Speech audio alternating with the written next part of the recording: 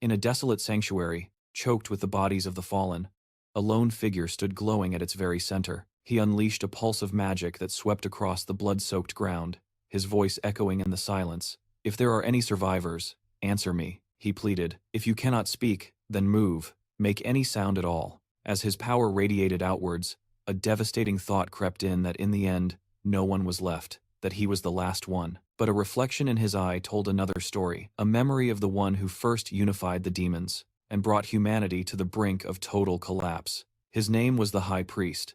The white-haired man, lost in the memory, chanted words in an ancient tongue, rescuing an infant from the clutches of a demon and carrying it far from the monstrous horde. In the great war against the invaders from the demonic plane, the mages of the White Magic Tower had followed him, their leader, wagering everything they had on a single desperate hope for the future of humanity.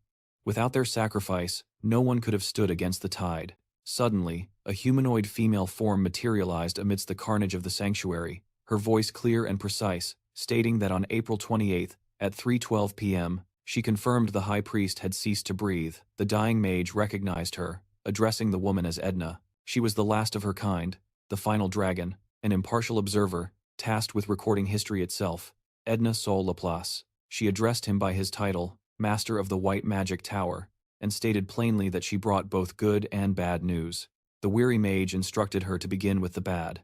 Edna's report was grim. The demon army had breached the White Tower. In the ensuing battle, the majority of his mages had lost their lives, and the tower itself was left in ruins. With his life's work and his comrades turned to ash, the Tower Master grimly asked for the good news. She reported that the Imperial forces had arrived ahead of schedule and were now moving to rescue the few survivors, including his cherished disciples. A ragged cough escaped him, but the man whispered that it was a relief. Edna then asked if he regretted the day's outcome, but he firmly denied it, explaining that because of the one he had personally chosen and taken in, he could never regret this path, not in front of them. Edna inquired if he had any final words. With what little strength he had left, he asked her to watch over his disciples from time to time. Seeing their youth and eagerness, Edna promised she would watch over them from time to time. He remarked with bitter irony on a dragon bowing to a mere human, and the great beast confirmed his observation was correct. For the continent, and the dragon herself, would never forget the sacrifices made by the White Magic Tower. The man acknowledged this was obvious, reflecting that it would be a lie to claim he had no regrets. He was the greatest mage of his time, but a terrible leader. Yet, if given another chance, he wouldn't care if they called him a villain. He would choose to live selfishly, for the one thing he truly desired, to care for his disciples. That was the kind of life he yearned for. With a heavy heart, Edna gently closed the eyes of the master of the White Magic Tower. She announced that at 3:47 in the afternoon, she confirmed the master of the White Magic Tower, Oscar Sage, was no longer among the living. The High Priest's campaign had claimed the lives of hundreds of mages, culminating in the fall of the level 9 Archmage, Oscar Sage, who sacrificed himself in the battle. A faint breeze drifted through a colossal tower, where a man with black hair lay motionless on a bed. A white-haired individual stood watching over him.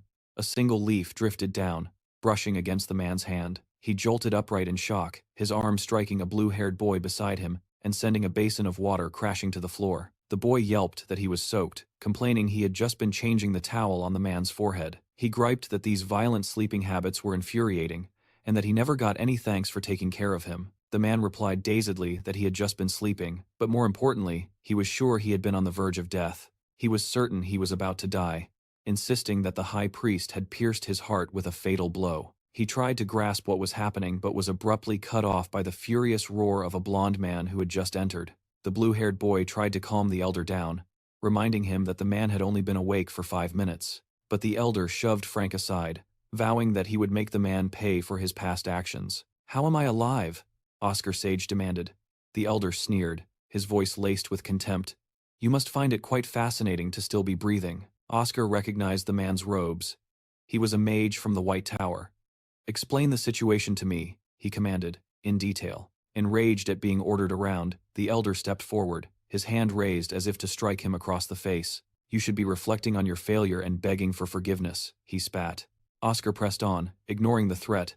"What about the attack? Was it an assassin planted by the demons?" He instinctively used his windshield, a spell designed to instantly block any assault. He knew that any wrist met by that gust should have shattered like straw. He was a low-level mage who hadn't thought twice before reacting. He was baffled, wondering why his windshield was already vanishing. What kind of pathetic magical power was this? The elder retracted his hand, a smug look crossing his face. The shield was a decent effort, I'll admit. It seems you haven't been completely wasting your time.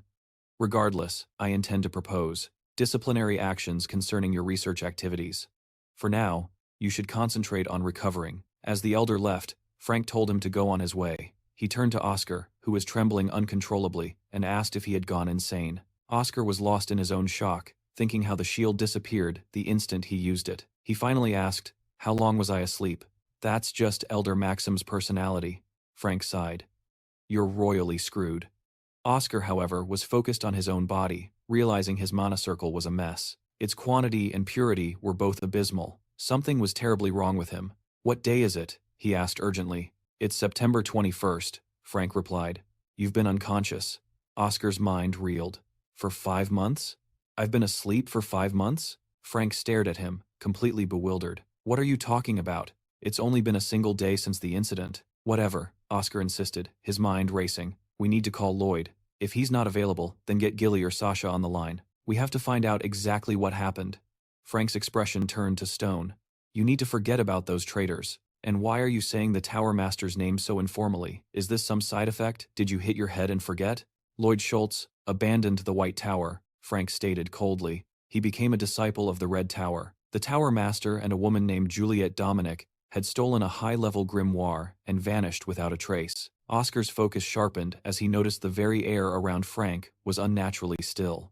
He then returned to the absurdity of Sasha being the Tower Master, wondering aloud, how could a mere 5-year-old possibly hold such a title? His companion Riley pointed out that he seemed to be ignoring the 20 years that came before the 5. The mage mused that some people possessed truly remarkable imaginations, questioning why he was allowing himself to get so agitated over a child's story. But the reaction felt entirely justified. His train of thought was shattered when he saw a stranger's reflection in the window, prompting Oscar to wonder, just who was that person staring back from the glass?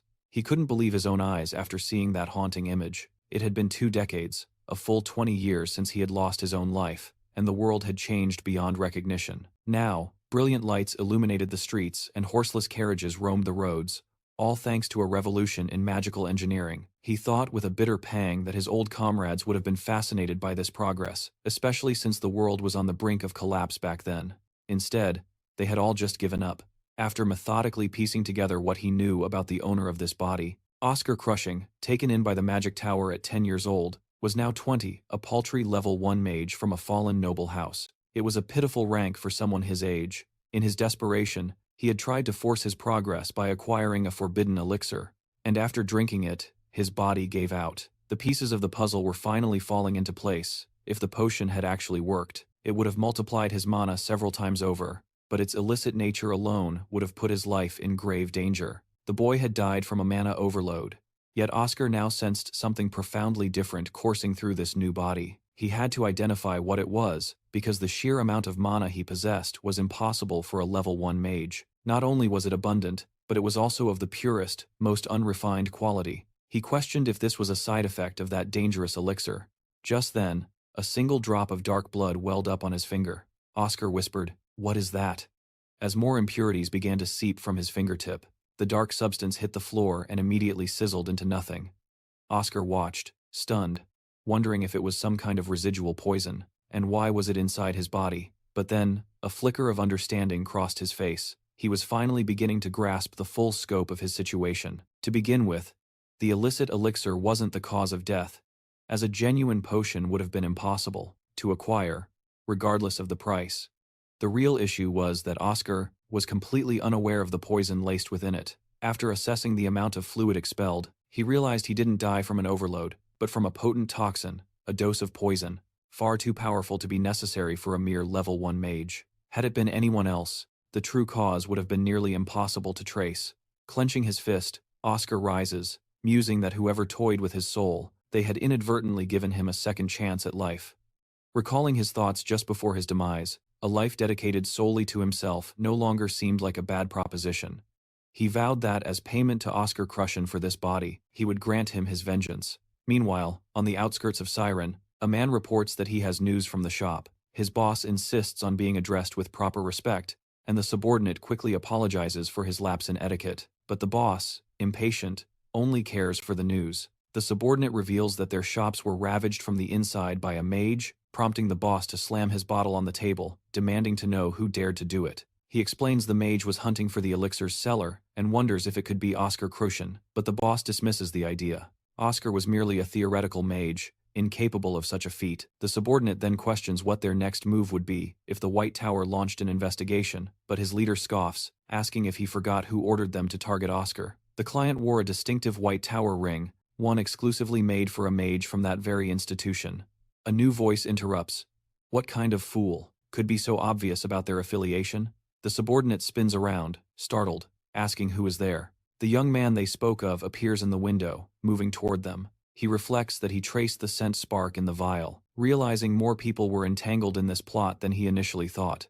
His former boss asks in disbelief, "Did you really destroy my shop?" Leo coolly confirms he was listening, admitting he found their discussion far too interesting to ignore, and invites them to carry on. The boss scoffs, remarking that he expected Leo would at least feign ignorance. With a cold command, he orders his subordinate to end Leo's life, and the man lunges forward, his sword drawn for the kill. In response, the young mage declares that if this is the path they've chosen, he certainly won't be the one to back down. He unleashes a razor-sharp gust of wind, an attack that not only carves into the man's body, but cleanly removes his head. Leo is momentarily stunned, thinking to himself that he can't believe it was over so quickly.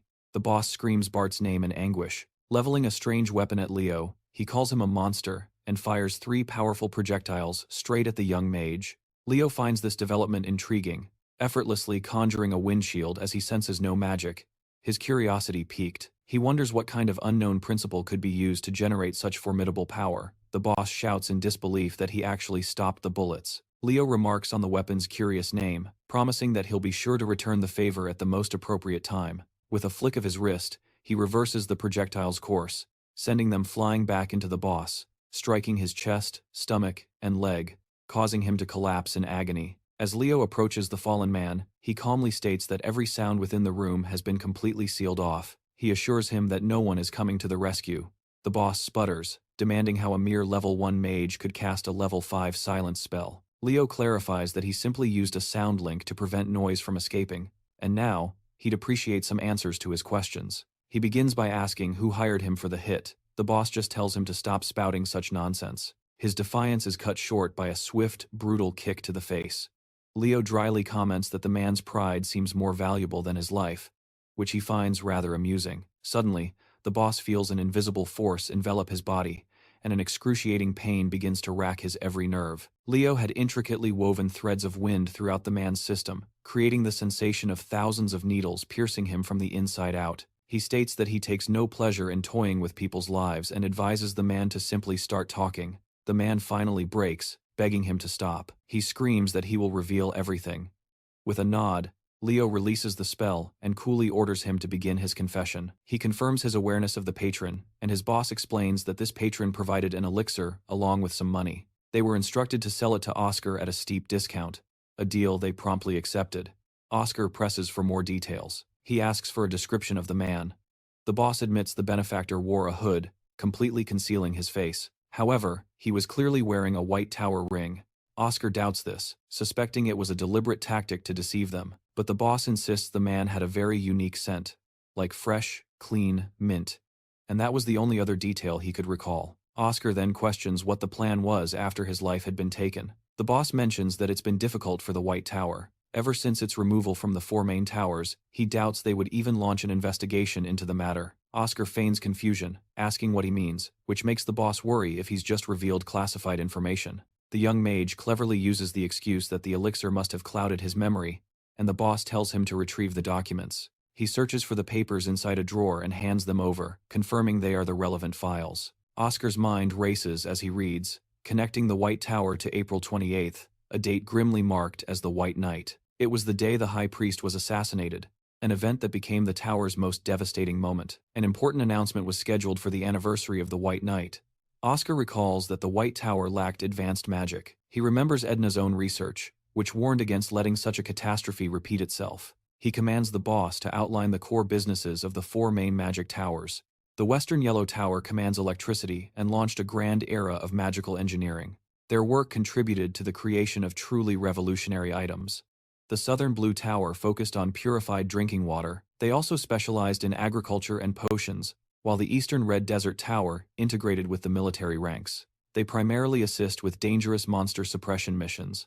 Finally, Oscar asks about the White Tower. The boss replies that they handle deliveries. The mage is baffled, asking if he seriously means something as simple as item delivery. The man explained that the mages of the White Tower were now renowned for their ability to fly, giving them a distinct advantage in rapid deliveries. Oscar scoffed, struggling to comprehend the absurdity. He always believed the mages of the White Tower were meant to soar through the heavens as supreme rulers of the sky, seen as symbols of freedom and courage, on par with dragons and eagles.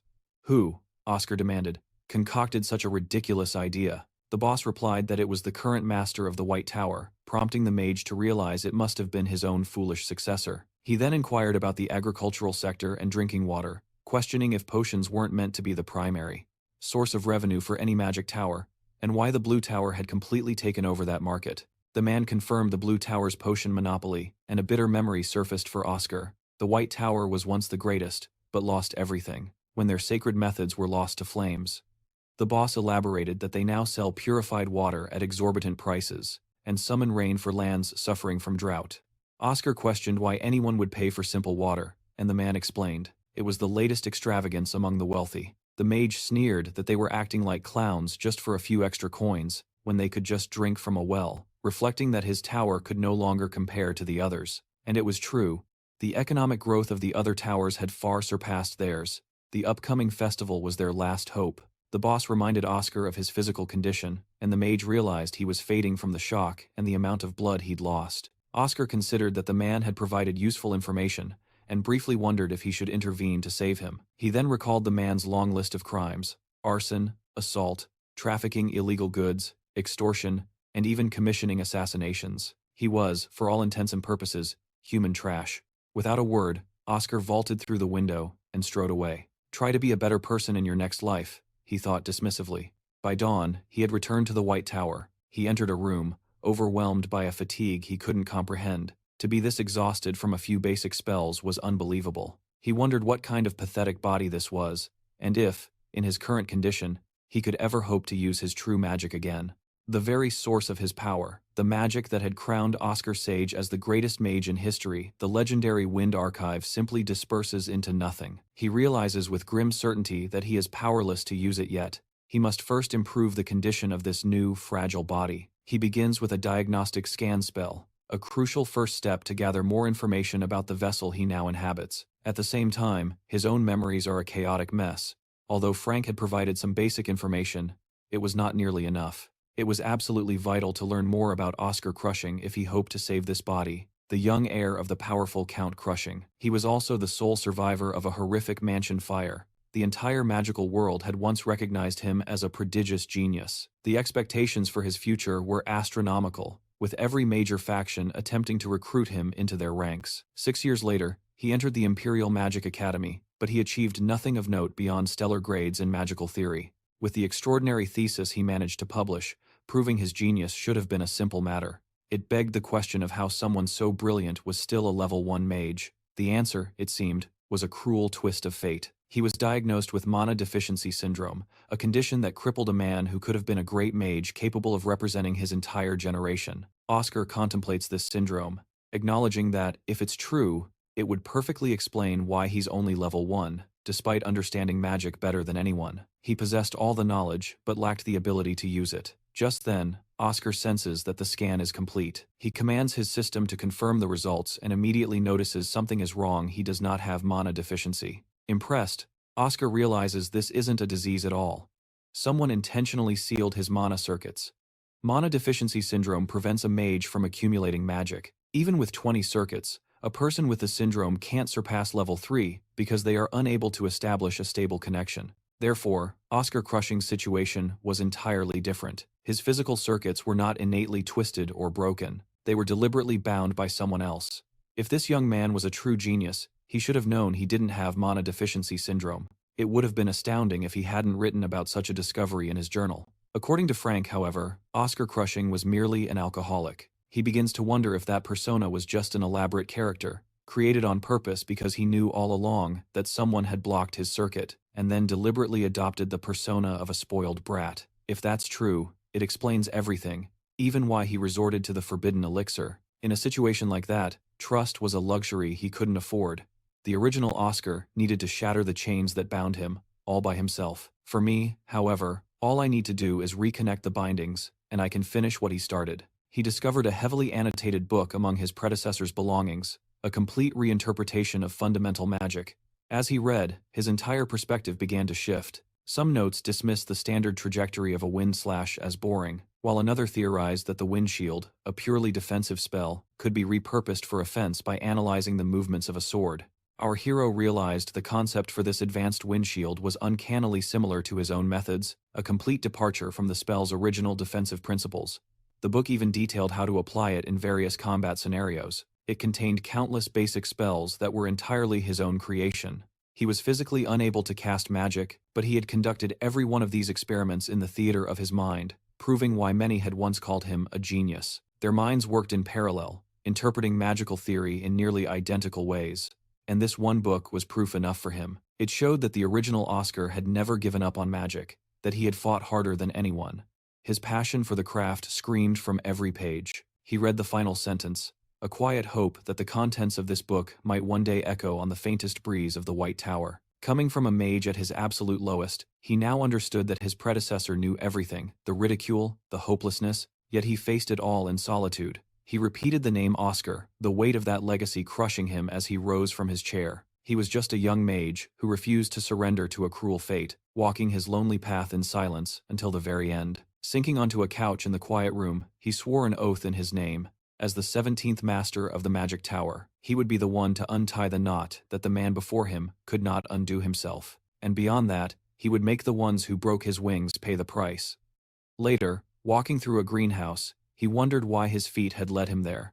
Reflecting that he remembered starting the delicate process of unknotting his magical circuits before finally succumbing to utter exhaustion. Just then, a distant voice calling for their master pulls him from his thoughts. Oscar Sage was on the floor, surrounded by his young disciples. The young man is certain this lingering sorrow is the work of that accursed dream, a curse inflicted by the Nightmare Viscount's demon, forcing him to relive his past every time he succumbed to sleep. He had desperately hoped that inhabiting a new vessel would finally sever the ties to those painful memories, but it became agonizingly clear the curse was bound to his soul, not his flesh, leaving him to question if luck was a concept he'd ever know. After all, the dreams of his students were never just emotional recollections. They were vivid, unchanging premonitions. The children recite their lessons with earnest voices, and Oscar offers a gentle confirmation, guiding them back to the present moment. He explains that while magic is a singular force, it manifests in distinct forms, such as enhancement, acceleration, and balance. Lloyd correctly notes that the White Tower practices the harmonization type, which his master affirms is the most superior form of magic. Sasha then asks if each magic tower prefers a specific discipline, prompting Oscar to delve deeper into their specialized affinities. He clarifies that different magical types resonate with each tower. The Golden Tower, prizing velocity, masters the art of acceleration. The Red Tower's affinity for flames leads them to enhancement magic, while both the Blue and White Towers seek mastery through the balance type. Gillet excitedly exclaims that he wants to learn acceleration magic, complaining that anything slow is just too frustrating. Unfortunately, Oscar says kindly, one cannot choose, it is an innate gift. Sasha immediately asks how they discover what they were born with. Her master smiles, assuring her it's far simpler than she thinks, as he instructs her to hold out her index finger and channel her magic. The girl admits with a slight blush that this is her first attempt at such a spell and that it might take her a moment. Her master waits patiently, never rushing her, until she focuses her will and gasps, something is gathering. Oscar identifies it as the harmonization type. The little girl's eyes light up as she asks if it is the same as her master's, and he confirms it is. Beaming with joy, she whispers how much she likes it. As Gillet steps up for his turn, his master watches him intently. It is, just as he wished, the acceleration type. The little boy cheers with unrestrained delight as his master finally calls for Lloyd. Sasha remarks on the flower's beauty, and Oscar clarifies that it is a very special type. Lloyd questions if his type can be changed once it's set, but his master reveals it's an incredibly rare affinity, found in less than 1% of all mages. Puzzled, he asks why Lloyd would ever want to alter it. The young boy admits he'd rather have the balanced type, just like his master. Hearing this, his master begins to grumble to himself, contemplating what he should do. He had planned on giving Lloyd a significant number of private lessons and now wondered what he would do if he granted the boy a different type. The boy's ears perk up at the mention of private lessons, and his master confirms it, explaining that special type mages require far more direct attention. With new understanding, the boy concedes that the special type isn't so bad, but only if his master makes him a promise. So, they seal the deal with a pinky promise, a memory that makes Oscar recall Lloyd's old nickname, the Promised Man. But no matter how mature he tried to appear, he was, at his core, still just a child. Suddenly, a radio on the nearby wall crackles to life. An announcement echoes through the room, a message from the radio control room, summoning the mage Oscar Crushin. He is ordered to report to Laboratory 4202, and the call jolts him, making him wonder just how long he had been asleep. A quick check reveals he has 8 physical circuits remaining, and more importantly, upon unlocking his mana circuits, he had gained 2 mana lines, reaching level 2, a milestone he found ironically underwhelming and hardly worth celebrating. Just then, Elder Maxim approaches, asking how he's feeling and mentioning that according to Frank, his condition had improved. Oscar walks over and confirms he's fine as the Elder nods, a strange thought crossing his mind. This Elder was once his junior, Elder Maxim Bisk, now 45 years old. Oscar reflects on how Maxim had entered the tower many years after he did. Yet, time had transformed the man into an elder. Still, Maxim had always been honest and diligent, qualities that promised him a bright future. He remembers a time when the man used to follow him, respectfully calling him senior, and later, master of the magic tower. Oscar had found it endearing, watching him work hard with magic that mirrored his own former youth. Maxim interrupts his thoughts, asking what he was smiling about, before his tone shifts, mentioning a new report regarding Chief Gordon's family, and feigned distress over his boss's demise. Maxim, cutting straight to the point, asks if he has any explanation for his actions, but Oscar plays innocent, claiming ignorance about the circumstances of the death. The truth, however, was far darker, a kill or be killed situation initiated by his boss. The man had tried to eliminate him with a poisoned elixir, the entire plot funded by illicit commission bribes for his assassination. Maxim's gaze sharpens, asking if that was the reason. Oscar confirms, his voice steady, explaining that he attempted a peaceful resolution, but they answered with violence. He adds that his own earnings were legitimate, offering a ledger containing the contract as undeniable proof. Accepting the clear evidence of self-defense, Maxim nods in understanding. Oscar expresses his gratitude before boldly asking a personal favor of the Elder. He states his desire for an audience with the leader of the Magic Tower. The Elder closes his eyes, weighing the request in a moment of silence. He replies that arranging such a meeting wouldn't be difficult, as he already has scheduled magical discussions with her. Oscar's mind flashes back to his own magic discussions with Sasha, just as the Elder announces he can meet her in 6 months. The young man recoils in shock, realizing the proposed date is the very night before the grand festival begins. Maxime clarifies that she is away on a work trip, handling an important commission, and Oscar presses to know why the tower master would be assigned to such a seemingly minor task. The Elder explains grimly that another mage's absence forced her hand a shameful dereliction of duty. Oscar processes this, understanding that Sasha had to intervene personally. He quickly apologizes for his impertinent questioning. His curiosity piqued, he pushes on, asking about the Tower Master's power level. Maxim reveals that she has reached level 7. A flicker of disappointment crosses the boy's mind. At her age, he had already achieved level 9. She was still so far behind. He muses that with her renowned talent, she should be at least a level 8 by now. The Elder, shifting topics, assures him they will handle the official reports. He then casually inquires if Oscar has resumed his offensive magic training. Oscar gives a non-committal reply, saying he'll practice whenever the impulse strikes him. Satisfied for now, the Elder dismisses him. But as Oscar reaches the door, another figure approaches from the hall. Maxim formally addresses the newcomer, asking what brings the deputy tower leader to his chambers. Hamel Glimwitz simply advises him not to be so harsh with the boy. But his advice comes a moment too late. The Elder retorts that he will have no choice but to reprimand the young man should he cause any more trouble. And Hamel concedes, admitting he brought Oscar here and cares for him, thinking that even fundamental magic could never be perfected in just a day or two. Noting Oscar studied hard in secret, he calls him a brat for working much harder than he had anticipated. Hamel then suggests they head to the Elder's meeting, reminding him that Fidelina was already waiting. Oscar then ascends to the 10th floor, walking alone, his thoughts on a dream of his students, and the profound emptiness of that place. As a gardener approaches, the man calls out, "It's young Master Oscar," prompting the boy to ask who he is. The gardener introduces himself as Walter, the manager of the Magic Tower's facilities. It seemed the rumors of Oscar's memory loss were true, given how often they used to speak. Oscar asks how widely those rumors had spread, and questions the title, Young Master Oscar. Walter explains he's worked there since the time of the former Tower Master, Oscar Sage. The boy is taken aback by this, remarking it's a good way to differentiate them and that he'll use it too.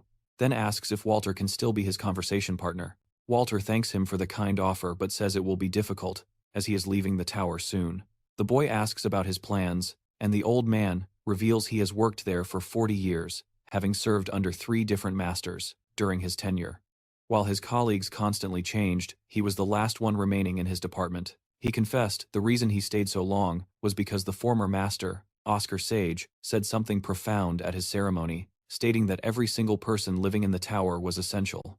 Oscar coughs, and the old man admits it might have sounded amusing, but from that day forward, he worked with the conviction that he was a true member of the White Tower. The boy insists it wasn't amusing at all, and the old man quietly thanks him for saying so, before adding that, either way, he will be leaving. Oscar demands to know what he means, but the old man explains that, as the young master must know, the tower has been facing considerable struggles recently, especially regarding its facilities, as the finances are not what they once were, and will be worse next month. After 40 years of service, Oscar wondered aloud if it was about the long service reward Walter was owed. All members of the tower, with the exception of majors, are honored with a long service medal. A monetary prize is also granted in their 20th and 40th years of service, which meant Walter was due 200,000. Walter confessed that the tower simply didn't have the money, and to pay him, many people would have to risk their lives. They would have to take on dangerous commissions, a thought he couldn't accept because, no matter what, this place was his home.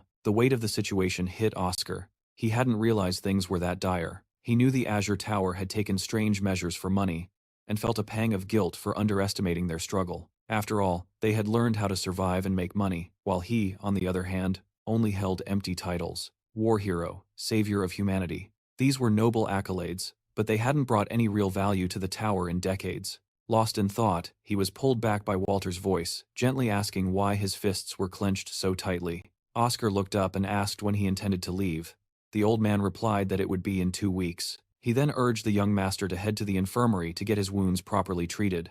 But Oscar insisted that the old man didn't have to leave, hoping he could continue to be his conversation partner. He vowed to make it happen, his mind set on finding a way to make a fortune so this would never be an issue again. But how could he accomplish that? His world currently revolved around research and study. Reading and taking commissions were his life, but the payments from those commissions would take far too long. On top of that, he was still only a level 2 mage.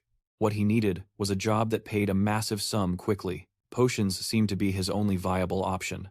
As he scanned the newspaper, something seemed different, triggering a memory. His thoughts drifted back to something he had seen inside the Vice Master's office. He recalled Elder Felina arguing that they couldn't ignore the incident because it was fraud, while Maxim hesitantly disagreed. Elder Maxim cuts in, demanding to know what he means, and calmly explains that the culprit is already reflecting on his actions. Lady Evelyn presses him, asking if he truly intends to let the boy go, warning that thievery is a habit that only deepens with time. Elder Maxim tells her not to trouble herself over it, adding with a hint of irony that there isn't much worth stealing from their tower to begin with. Exasperated, the woman complains that he refutes every point she makes and demands that he place the boy in isolation. But the old man firmly refuses, arguing it would be senseless to put a level 1 child through such an ordeal. Vice Master Hamill chimes in, agreeing with Elder Maxim that isolation training might indeed be too severe a measure, as it would only serve as a disruption to the child's development. Instead, he proposes the boy repay 3 times the amount he took. The elder questions if a mere 3-fold repayment is sufficient, but Hamill deftly shifts the conversation to the next urgent matter. He reminds them that their funds are perilously low and that they must reach a decision without delay. Pointing out their numerous unused facilities, he suggests that if they were to sell the potion production equipment, they could sustain themselves for at least 3 months. But Hamill immediately declares he will not permit it. Lady Evelyn challenges the Vice Master directly, but he counters that theirs is a tower of magic, a place where mages gather to study the arcane arts and share knowledge, not a sealed tomb devoid of progress. He passionately argues they cannot sacrifice their future to satisfy the hunger of today, but the elder retorts, asking what future they even have left. a future they have been waiting 2 decades for? In response, Elder Maxim sharply shouts her name, cutting through the tension. Unfazed, Lady Evelyn tells the Vice Master to face reality, arguing that even if a genius capable of saving them existed, that prodigy would never choose to come to a place like theirs. Vice Master Hamill tries to object but is abruptly cut off. The elder turns to the doorway, demanding to know who is intruding on their meeting, but the old man calmly tells the visitor to come in. A young man named Oscar greets the council and introduces himself. The Vice Master gets straight to the point, asking what he needs. Oscar replies with a proposal, stating that he has come because he wishes to start a business venture. The elder lets out a derisive shout, finding the situation utterly hilarious, especially since the boy had just stolen research funds days ago. Now, the young mage announces his intent to start a business, revealing he discovered an article while perusing old newspapers. It reported that the state of 20 is under a strict quarantine due to a terrifying flu outbreak, a fact which Amel confirms he's also heard. The prevailing rumor is that it must be the Cadena flu, which would be catastrophic news if proven true. At present, no cure for the Cadena flu exists. The White Tower once held the vaccine, but the precious formula was lost 2 decades ago. Oscar acknowledges this, adding that the Azure Tower, the current giant of the potion market, could replicate it, and that's exactly what he plans to do. He declares his intention to sell Cadena flu vaccines, reclaiming the monopoly the White Tower once held, and experiencing that power for himself. Vitalina scoffs, declaring there was no reason to even entertain his fantasy. The Magic Tower and the top pharmaceutical companies have poured immense fortunes into their laboratories, yet none have succeeded in replicating the vaccine over the last 20 years. Yet, a 20-year-old brat believes he can accomplish what they could not? Oscar calmly retorts that, while everyone else failed, and while he was merely a 20-year-old young man, he was also a genius who stood above them all. Vitalina's temper flares, snapping that he's already taken 723,000 coins from them, and an additional 25,000 for some back-alley medicine.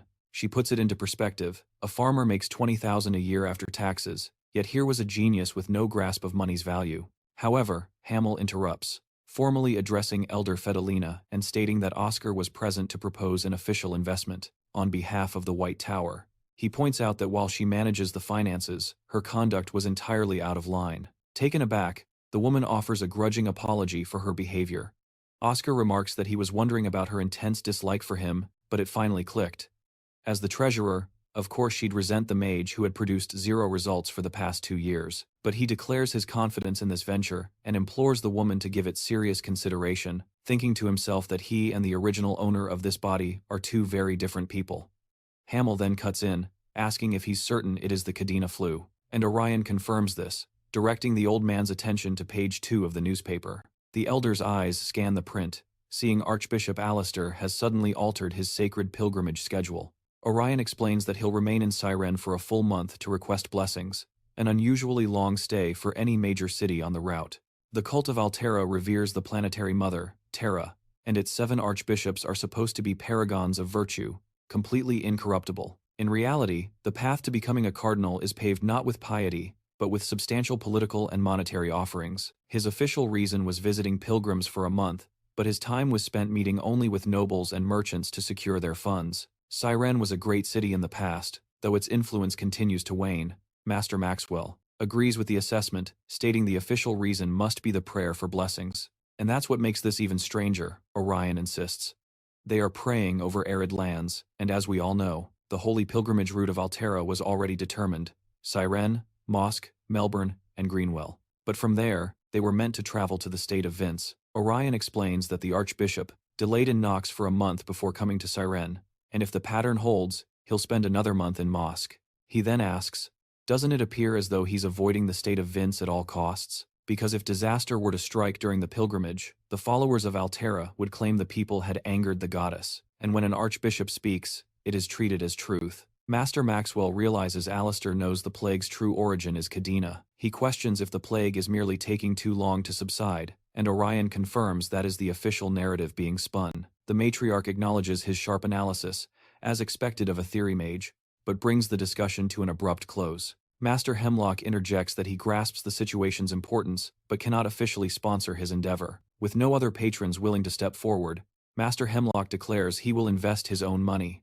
The matriarch protests his recklessness, but he dismisses her concern, stating that it is only a matter of 30,000 coins, and he questions if it will be enough. Oscar echoes the thought. Knowing it's not nearly enough, not even close, he heads toward the potion production room, declaring that it's time for Plan B. He will concoct a basic vaccine with the funds he has, and secure more from the Archbishop. After all, he was the only one truly cornered by the Cadena flu, making it much easier to extract money from someone so desperate. Now, it was time to prepare. Suddenly, he notices something peculiar before him, a vibrant red potion overflowing from its flask. He whispers, "Now is the time." Finally, upon finishing his work, he admits it wasn't bad at all. He thinks to himself, they say a true master always maintains his class, but he had only made an energy drink as a warm-up, and was genuinely worried it might have gone wrong. Just then, Frank shouts that his back is about to give out. Oscar calmly asks if he managed to find all the medicinal herbs, to which Frank replies, obviously, before asking for something to drink, feeling as though he might faint. And so, the young mage hands over the energy drink. His friend thanks him, remarking that it was good and still warm, then asks just how he managed to brew it. Oscar credits the result to the excellent condition of the ingredients. Frank proudly states he picked only the finest ones, much to the seller's annoyance. The mage remarks that with eyes like his, he could be a merchant instead of a mage. Frank jokes that he was already considering that career path for when the tower eventually goes bankrupt, prompting Oscar to punch the ground. He explains that he simply couldn't restrain the urge. Frank then asks what he should do, since Elder Philomena had instructed him to help. Oscar internally groans, thinking she's truly awful, before telling Frank to start moving the ingredients. He reflects that he doesn't really need an assistant. The current White Tower was teeming with problematic children. They might be talented, but they were prone to getting lost along the way. But if these children could be nurtured and grow, they could contribute so much. One of them was Frank, a serious and, Oscar suspected, a very perceptive person. But his curiosity about the boy was piqued, and this moment was the perfect opportunity to test his true potential. Frank pointed out that the herbs they were purchasing were notoriously poisonous lilies of the valley, red camellias, ghost mushrooms, and myrtle leaves. Oscar countered, stating that just because they were poisonous, it hardly meant they couldn't be used as medicine, and condescendingly asked if Frank was even aware of that. But Frank retorted that their plan involved steeping the herbs for 12 hours. Oscar acknowledged his point, but highlighted a critical flaw in that method, explaining that the nutrients are destroyed in the process, before asking if Frank knew of the steam buns from the Yan dynasty. The boy confirmed that he had seen them before, recalling that their creation required a special smoking apparatus. Oscar then explained that this very same tool was the secret to detoxifying herbs while preserving all their vital nutrients. He claimed they could extract 98% of the ingredients' effects, a figure so high that Frank immediately questioned its implications for monopolizing the potion market. Oscar simply dismissed it as a lost art from a bygone era. When Frank asked if the detoxification was complete, the mage scoffed at the suggestion, clarifying that they had merely simplified the ingredients to prepare for the much harder step that was about to begin. The real process, he declared, started now, initiating an air-draining spell and explaining that he had to extract the toxins directly from the smoke itself, telling a stunned Frank to watch his work very closely. The remaining vapor would be completely purified, allowing them to gather the concentrated toxins separately. With 23% of the essence from red camellias and 47% from myrtle leaves, they had the cure for the Cadena flu, he joked, as if it were child's play. Then, with a challenging smirk, Oscar announced it was Frank's turn to try. Frank knew this was far easier said than done. He couldn't juggle multiple spells at once, but his pride wouldn't let him admit he didn't know dual casting, so he just asked about the incantation. Oscar observed him, thinking that his mana control was unstable but showed some promise. In the end, that's all it was, before asking if something had gone wrong. Frank accused him of toying with him, admitting that he was still unable to use dual casting, since you typically need to be a level 4 or 5 mage to understand it, and he was only a level 3. Oscar simply replied, "Then I will teach you." Frank's eyes lit up. "Is this the secret technique?" he asked, to which Oscar replied, "It's about learning to divide your mind, to create separate partitions. With the left side of your mind, you'll cast one spell," Oscar instructed, "and with the right, the other. Just give it a try. You have nothing to lose." Frank whispered the word partitions, focusing with all his might, and watched in amazement as the ingredient smoke began to dissipate. "It's working," he exclaimed. A proud smile spread across Oscar's face as he congratulated him on his success. Still in awe, the young mage asked, "Why was a technique like this kept hidden for so long?" Oscar's expression grew serious. "The simple answer is greed," he explained, reflecting on how the old masters refused to share their most powerful methods. They believed it was too much work to train disciples for free, he continued, and eventually, that selfish mindset became an unbreakable tradition. But on a bloody battlefield, tradition means nothing, Oscar stated firmly. To survive, you have to share every technique and advantage you possess. The old ways were a relic of the past. The White Tower now needed to be rebuilt, on a foundation of interactive teaching and the open exchange of knowledge. Internally, Oscar was astonished by the boy's raw talent, thinking to himself that he had done an incredible job creating his very first bottle. I truly didn't expect you to succeed on your first try, Oscar admitted. Frank simply replied, that's only because you explained it so well. Oscar chuckled, remarking, you certainly seemed a lot angrier just a little while ago. Shaking off the praise, the blue-haired mage crouched down. We still have a mountain of ingredients left, Frank said with renewed purpose. We should start on them. Oscar sighed, then grinned. We have a large smoker, so we should extract all of them at once, the boy eagerly agreed. Hours later, the relentless work had left Frank utterly exhausted. Oscar completed the final tally, his voice filled with pride, 514 bottles in total. At that exact moment, the door burst open, and Maxim rushed in. We have a serious problem, he announced, his voice strained with urgency. What is it? Frank asked. Maxim held up a formal document. The Azure Towers Pharmaceutical Company has just confirmed a visit in 1 hour with Archbishop Baldwin. Maxim's face was grim. They were a bit faster than us. Oscar's heart sank as he realized they had only been buying time without a concrete plan. The elder continued. If the Archbishop contracts them first, Frank finished the grim thought, his voice dropping. Then our remedy, everything we've accomplished, will become completely useless. Maxim placed a hand on his shoulder. Lift your head, son, he said with a heavy sigh. There are just times when life is profoundly unfair, but Oscar's eyes suddenly flashed with a defiant gleam. It's not over yet, he declared. If I'm correct, the Kadena flu was classified as a rank B disaster, and if that's the case, there might just be a way. Maxim questions if it's true, and Oscar confirms with a glint in his eye, asking if the elder can truly outpace a wagon. Inside a private lodging in Siren, a sharp knock on the door alerts the Archbishop that his long-awaited visitors have finally arrived. Baldwin instructs his guards to allow them entry. Dorian, a level 5 mage from the Azure Tower, offers his thanks for the audience. Standing alongside director Neil Brand, Baldwin gestures for the two men to sit, and Dorian gives a grateful nod.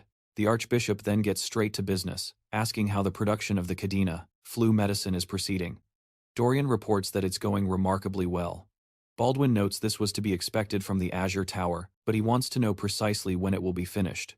Dorian clarifies that they are still only in the clinical trial phase. Neil interjects that with successful results, they'll quickly receive the Empire's official approval for mass distribution. Dorian then attempts to manage expectations, stating that clinical trials aren't something that can conclude in a day or two. Baldwin's patience wears thin as he asks when they will actually release the medicine. Cornered, the man from the Azure Tower finally admits it will be completed in half a year. Baldwin repeats the time frame, reminding them he is leaving Vince in just 4 months. Dorian tries to argue, but a sudden commotion outside interrupts him. Baldwin asks for a report, and his guard reveals another mage has come to see him. He demands to know why he wasn't informed of another guest, and Dorian apologizes, insisting no one else was supposed to accompany them. All three men wonder who this mysterious visitor could be. At that moment, Oscar swings the door open, a confident smile on his face. Elsia, he says, using the traditional greeting of the Order, before introducing himself as Oscar Crushin, a level 2 mage from the White Tower. He announces he is there to make the Archbishop a very generous offer. Baldwin asks his purpose for being there. Oscar declares he has come to sell him the cure for the Kadena flu. The Archbishop remarks on his perfect timing, informing Oscar that the other two are present for the very same reason. Oscar asks if he's too late, but Baldwin dismisses the notion, noting that the other two arrived completely unprepared. Oscar breathes a sigh of relief, declaring that the White Tower stands ready to begin negotiations this very moment, if he so desires. Moira explodes, shouting that it's all a lie, insisting the White Tower lacks the funds to develop such a cure. The Archbishop calmly asks for the young man's family name, and the boy replies, "It's Crushin." The cleric then presses, wanting to know if he truly possesses the cure. Oscar questions how they could dare accuse him of lying to an Archbishop of the Altera Order, dramatically opening a box and revealing a sample within. Baldwin considers the implications, asking if they could mass-produce the cure should negotiations proceed. Moira tries to interject, calling out to the Archbishop, but the cleric silences her, questioning her lack of preparedness. The mage retorts that they don't have the Empire's official clearance from the Food and Drug Administration, then turns to Oscar, making it clear she wants to know if he has secured Imperial approval. The boy simply says, no. Moira declares that, just as she suspected, the White Tower is in the exact same position as them, and will only be able to produce the treatment en masse once it's approved. She adds that they must remember this is the White Tower they're dealing with, and considering the Azure Tower's long history, it should be their institution that handles the treatment and perfects the ultimate medicine. Oscar scoffs, finding it deeply ironic to hear someone lecture on the Azure Tower's history in the presence of a White Tower mage. An irritated Moira tells him to stand down immediately, but the young mage counters that according to the continent's history, the White Tower was established first. The Azure Tower mage tries to argue that the difference was merely 5 years. Oscar repeats that, while it was a small difference, that same gap is what every Azure Tower leader has tried to close for 10,000 years and failed. That is the unchangeable nature of history, reminding him of who monopolized potions just 20 years ago. Moira dismisses this, claiming it's ancient history that no one recalls. But Oscar's voice sharpens with anger as he repeats, no one remembers? He declares that's certainly one way to see it, while the Azure Tower members murmur amongst themselves, stunned by the aura of a mere level 2. Oscar vows to make sure they remember, but a secretary bursts through the door, apologizing for the sudden interruption. She explains there is an urgent call. When Baldwin asks who it is, the secretary announces it's from the Lord of Vince. The voice on the line thanks the Archbishop for his immeasurable kindness, a sentiment which Baldwin carefully repeats. The Lord of Vince then begins to explain that they had received the cure for the virulent Cadena flu. An elder of the White Tower revealed they prepared it in secret, stating all thanks should go to the Archbishop, as every patient was cured within hours. It was nothing short of a miracle. A small smile plays on Oscar's lips. Baldwin acknowledges the good news but immediately pivots, demanding to know about any side effects. The Lord on the line reports there were none, calling it incredible, but his urgent question was when they would receive the second batch. He had already pressed the Elder of the White Tower, who stated that the decision rested entirely with the Archbishop. The Archbishop promised to dispatch the second shipment the moment it was prepared, assuring him the wait would not be long. With profound gratitude, the Lord ended the call, and all eyes turned to Oscar. Baldwin asks if he was the one responsible for this. The boy confirms with a simple yes, adding that it seemed everything had proceeded flawlessly. Morris slams the table in fury, declaring this action violates FDA law and demanding punishment, but Oscar calmly denies the charge. He suggests Morris is the one who misunderstands the rules of the game, asking him if he truly comprehends what it takes to win a war. Mora cuts in, telling him not to change the subject. Oscar reflects that this act should guarantee peace for at least 20 years. He muses that the deadliest weapon in the Demon War was never a blade, but the relentless spread of a pandemic. Even with mages creating treatments at an impossible speed, the bureaucracy of FDA approval had always cost them precious time. However, His Majesty had added Article 42, Clause 8, to the legal code, specifically addressing the treatment of wounds during wartime. It allowed for special measures, but it did not fundamentally alter the Empire's FDA laws. Moira argues that they were not at war. Oscar counters, explaining that the law recognizes 3 distinct wartime scenarios, the first being a conflict against another species or nation. The second, he continues, is a state of revolution, and the final condition is a declared Class B or higher disaster. The Cadena flu was officially classified as a natural Class B disaster, which is precisely why it was not necessary to adhere to FDA regulations. Neil seizes the opportunity, stating that if the White Tower can do it, so can they, and he will dispatch the treatment to the Vince state immediately.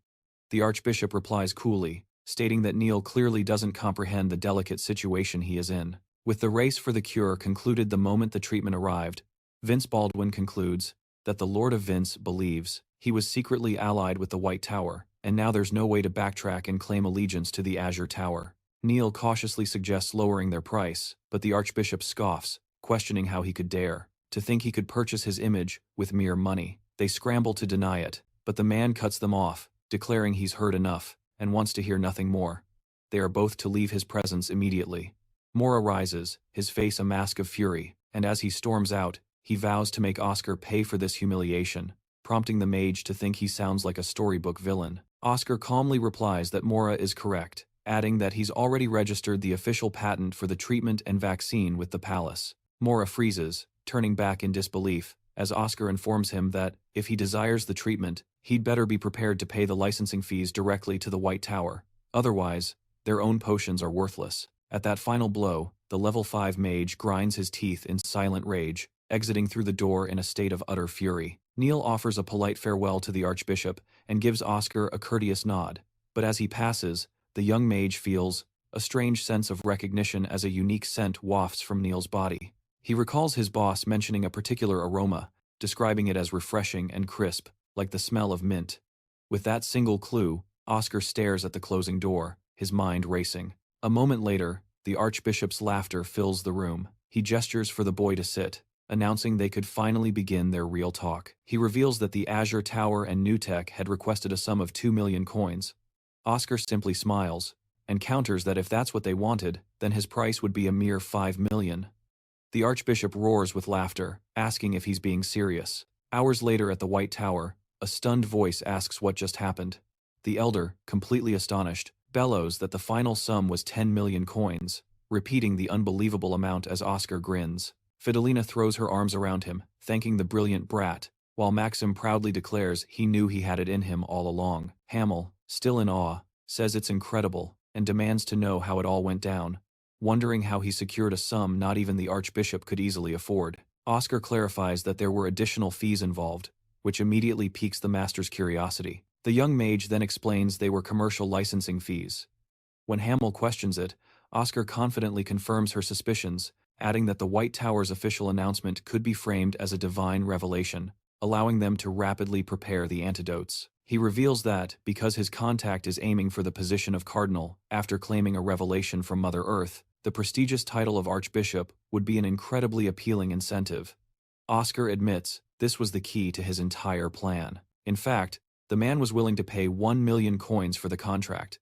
In return, he promised to deliver the vaccines and antidotes, all within a single week. Hamel is left speechless, remarking how incredible this is, especially when his disciplinary action demanded he repay 3 times the value of the stolen funds, yet he returned with a profit of more than 400,000 times that amount. The master declares all disciplinary measures concluded and asks for objections, to which Fidelina readily agrees. Impressed, the vice master offers his full support for any of Oscar's needs, and the boy immediately says they must recruit level 4 or higher mages as soon as possible. Hamel quickly agrees, declaring she will personally go out to search for volunteers, and she asks Elder Fidelina to coordinate an official announcement with the Magic Tower. The woman asks for the specific wording of the announcement. The master instructs her to mention that the potion production team is recruiting mages of level 4 or higher, offering proper payment and an enticing full meat meal. A few hours later, the potion production lab is buzzing with mages drawn in by the rare promise of meat, all murmuring about the amazing offer. Oscar claps his hands sharply, trying to get the seniors' attention and asking them to listen up. When the chatter continues, he sighs and snaps his fingers, effortlessly casting a powerful sound amplification spell. A piercing sound fills the room, startling the seniors who wonder what the jarring noise was.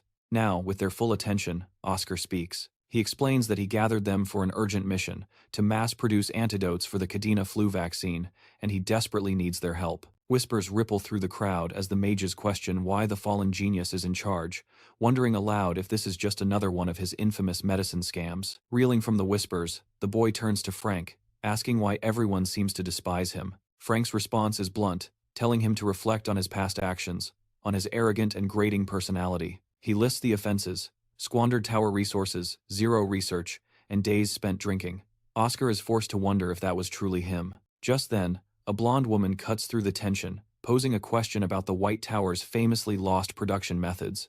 She demands to know their plan, to which Oscar gives a stunningly simple reply: they've already recovered the methods. As the students' gossip intensifies, the blonde woman presses on, asking if the new antidote's effects have even been proven. Oscar calmly confirms they have, adding that a formal contract with the Order has already been secured. The woman notes that such a deal is worth a fortune, and if it leaks, this meeting becomes a farce, asking if he could really trust them with such priceless information. Oscar replies with a disarming honesty. He admits he doesn't even understand why any of them are still loyal to the tower.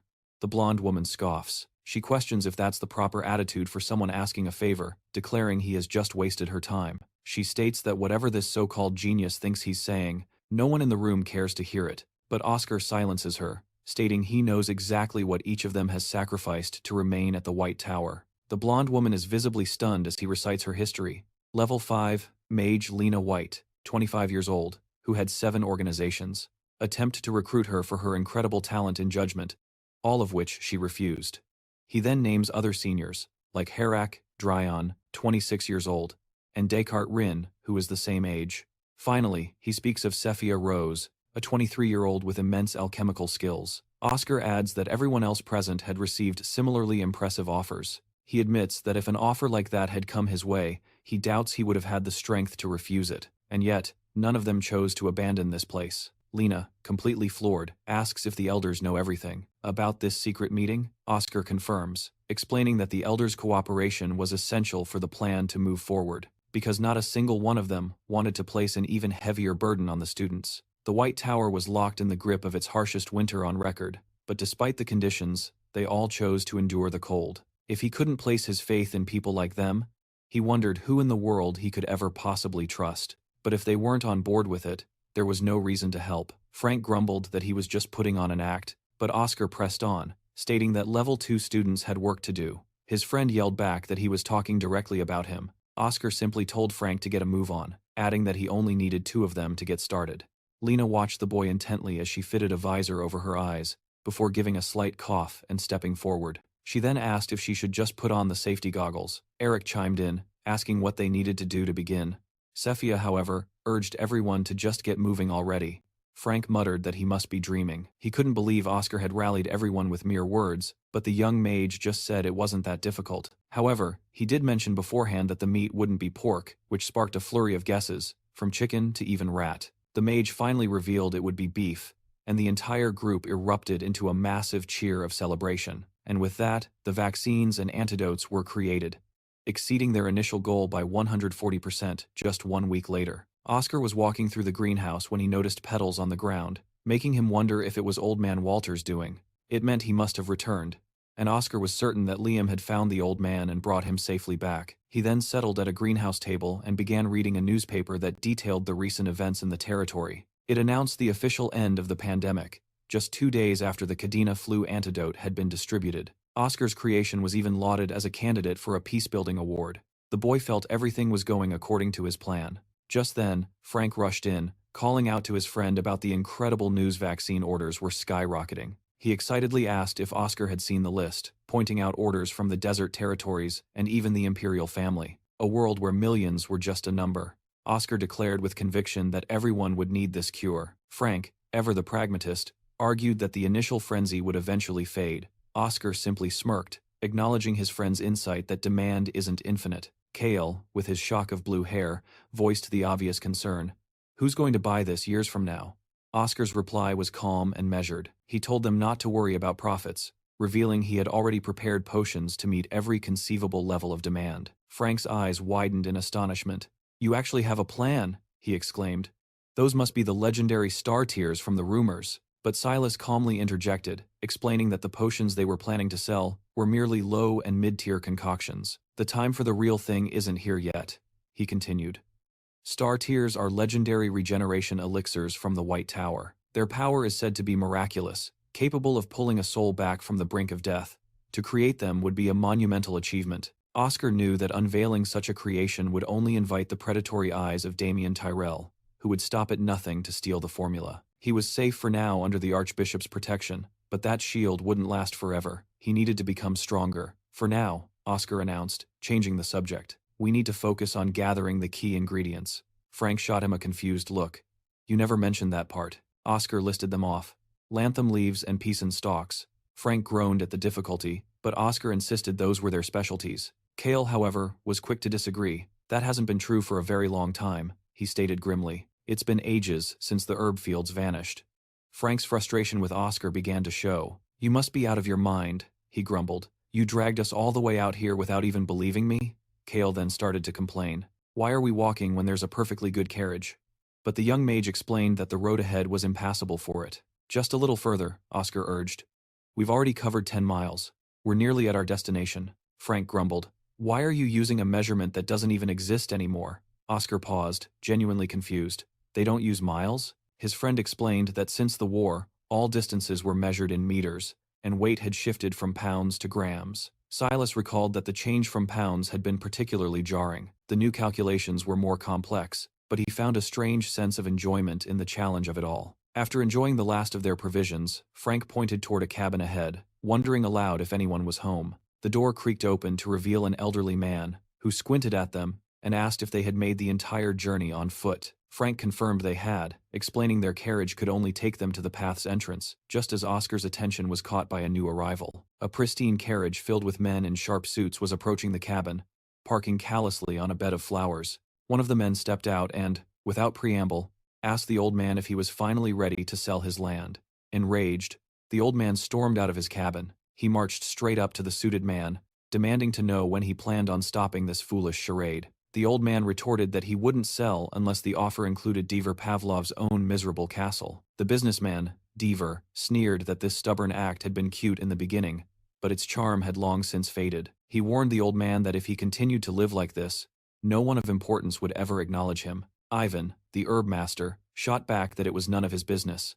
Devor then tried to feign concern, insisting this was all for Ivan's own good. He urged him to sell and enjoy a comfortable retirement, claiming land prices would soon drop.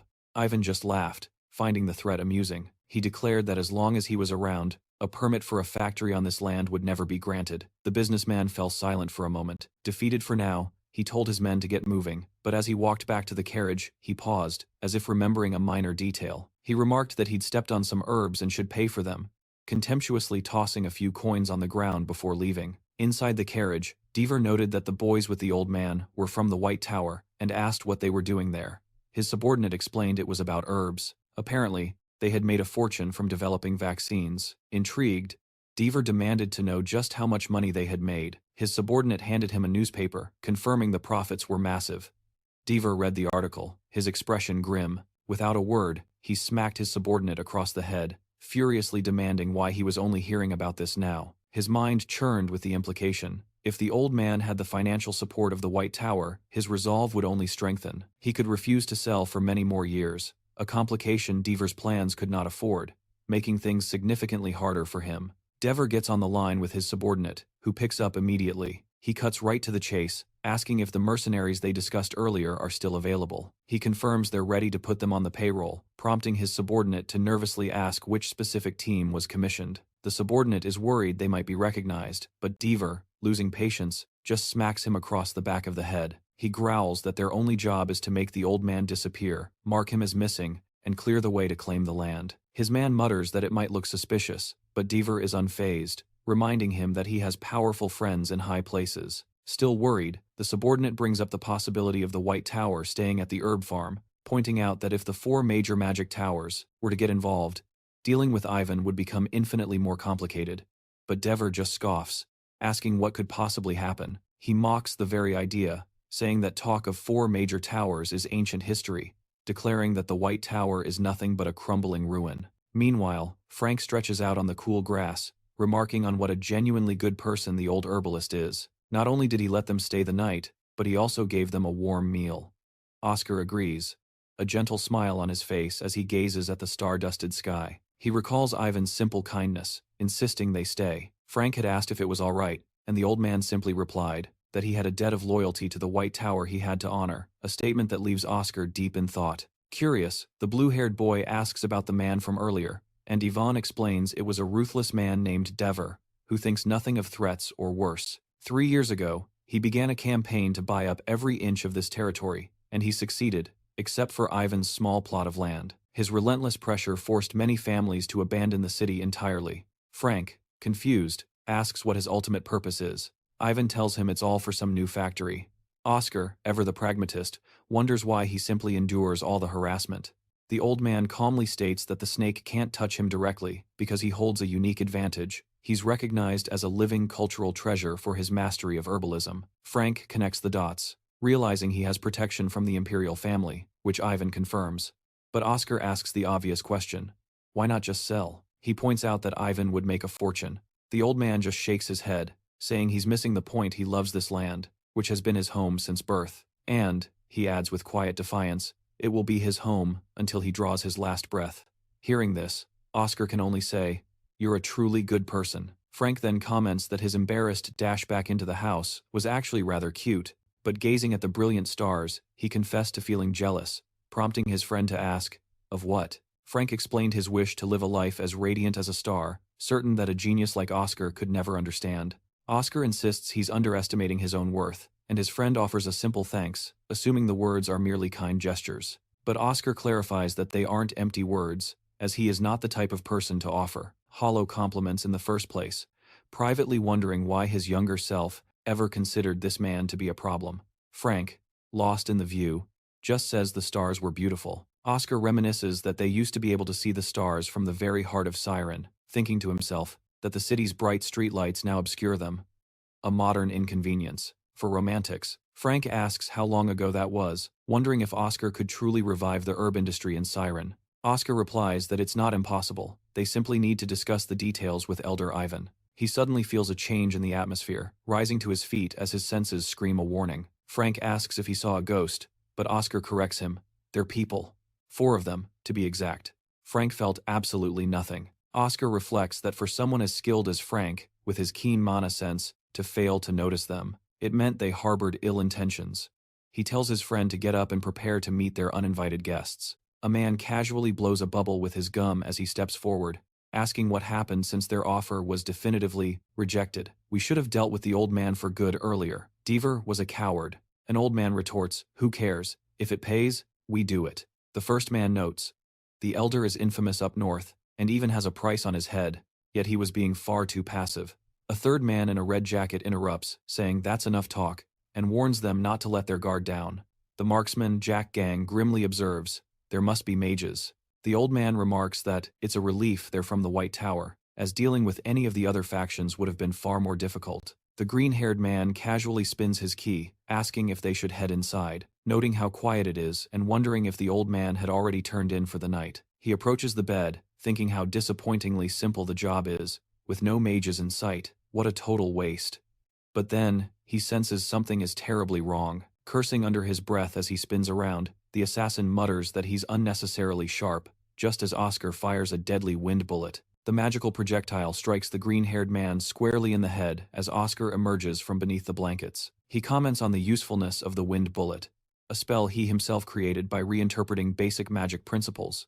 It was an attack that completely reimagined wind magic, and he noted its killing power was even greater than he had anticipated. There should have been 3 enemies left, but a quick scan of the room revealed something unexpected. There were only 2. Jack immediately demands to know what the mage did to Max, to which Oscar calmly replies that he was sleeping in there. He adds that Max would likely remain that way for quite a while, perhaps for all eternity.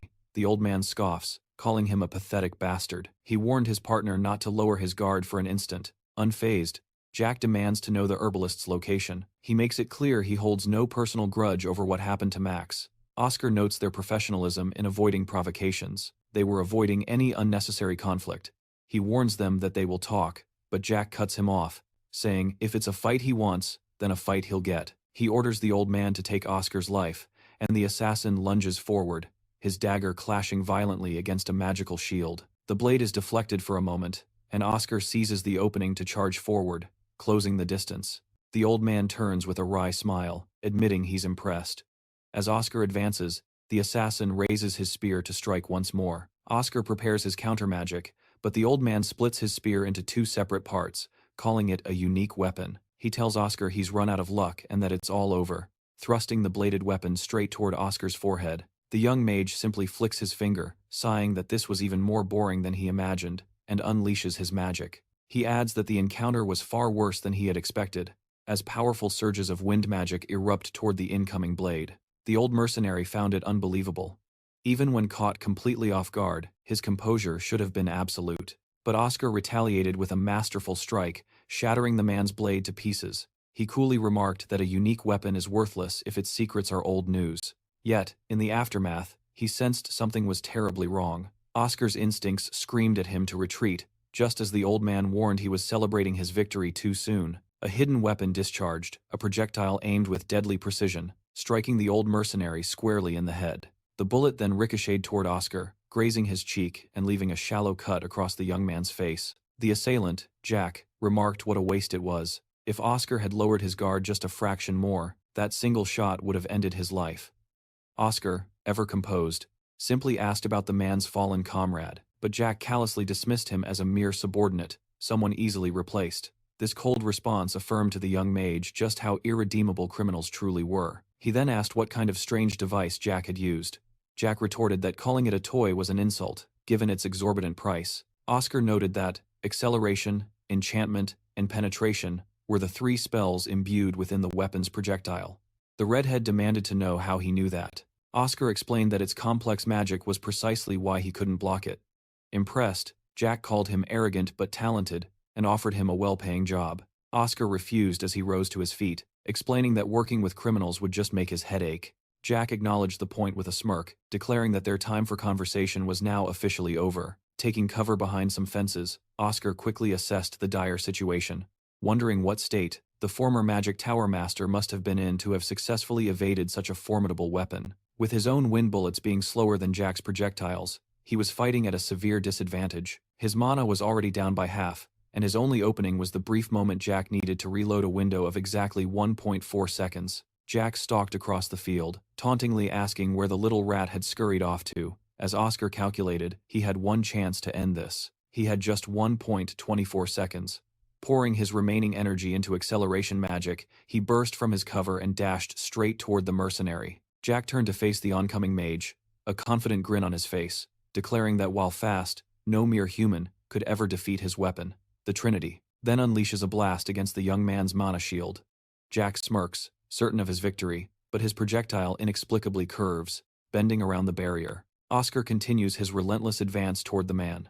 Jack stares in disbelief, his mind racing to understand how it was possible, since a projectile enhanced with acceleration magic shouldn't be avoidable. He realized it had to be the shield. As the young man calmly raises a hand, aiming directly for his forehead, Jack sputters in confusion. How can a low-level mage? Oscar questions. Would you even comprehend it if I explained? Before letting out a weary sigh, reflecting on the close call. His opponent had used a troublesome piece of equipment, and he wondered if the 3 spells bound to it were what they called the Trinity. The weapon was undeniably formidable. Oscar admitted that fighting it under normal circumstances would have been nearly impossible. His strategy relied on a simple principle, using friction to systematically weaken the durability of the shield's enchantment. The barrier's outer layer was flexible, while the inner one was hard, a design that ensured the bullet couldn't pierce it. He knew that if his defense had failed, he would be the one lying defeated on the ground. When he returns to the tower, he is resolved to study the fusion of magic with modern weaponry, having felt the profound limits of his own physical body. It was perfectly clear that he needed to rescue Frank and Ivan safely, but before that, he recalled the other presence he'd sensed at the start. Having already dealt with 3 of their pursuers, he could only pray that Frank hadn't been captured and could hold on just a little longer. The mage tells the elder to go on ahead, but Ivan asks what he will do. The young man replies grimly, "This one's a bit strong. I can't fight at my full potential while protecting you," he explained, "but I'll catch up soon." Ivan reluctantly agrees to the request, telling him to be careful before he leaves. The mercenary smirks. "Finished with your touching goodbyes?" Frank demands to know why he isn't pursuing the old man. The bandit merely says he let the old man go, musing that he might just survive. "You're my real target," the man clarifies, "but I've always been curious why everyone is so deathly afraid of the mages from the 4 great magic towers." He then draws his sword, declaring his intent to take the mage's life, before lunging forward. Frank fires several blasts of cutting wind at the mercenary, but they are all casually deflected by a single, precise slash of his sword. Who said this was too easy? With a mocking grin, he lunges for Ethan's chest, demanding a more entertaining fight. He taunts, asking if this is the best a mage from the 4 great towers can offer. But a flicker of confusion crosses his face. The distinct sensation of his blade-piercing flesh was completely absent.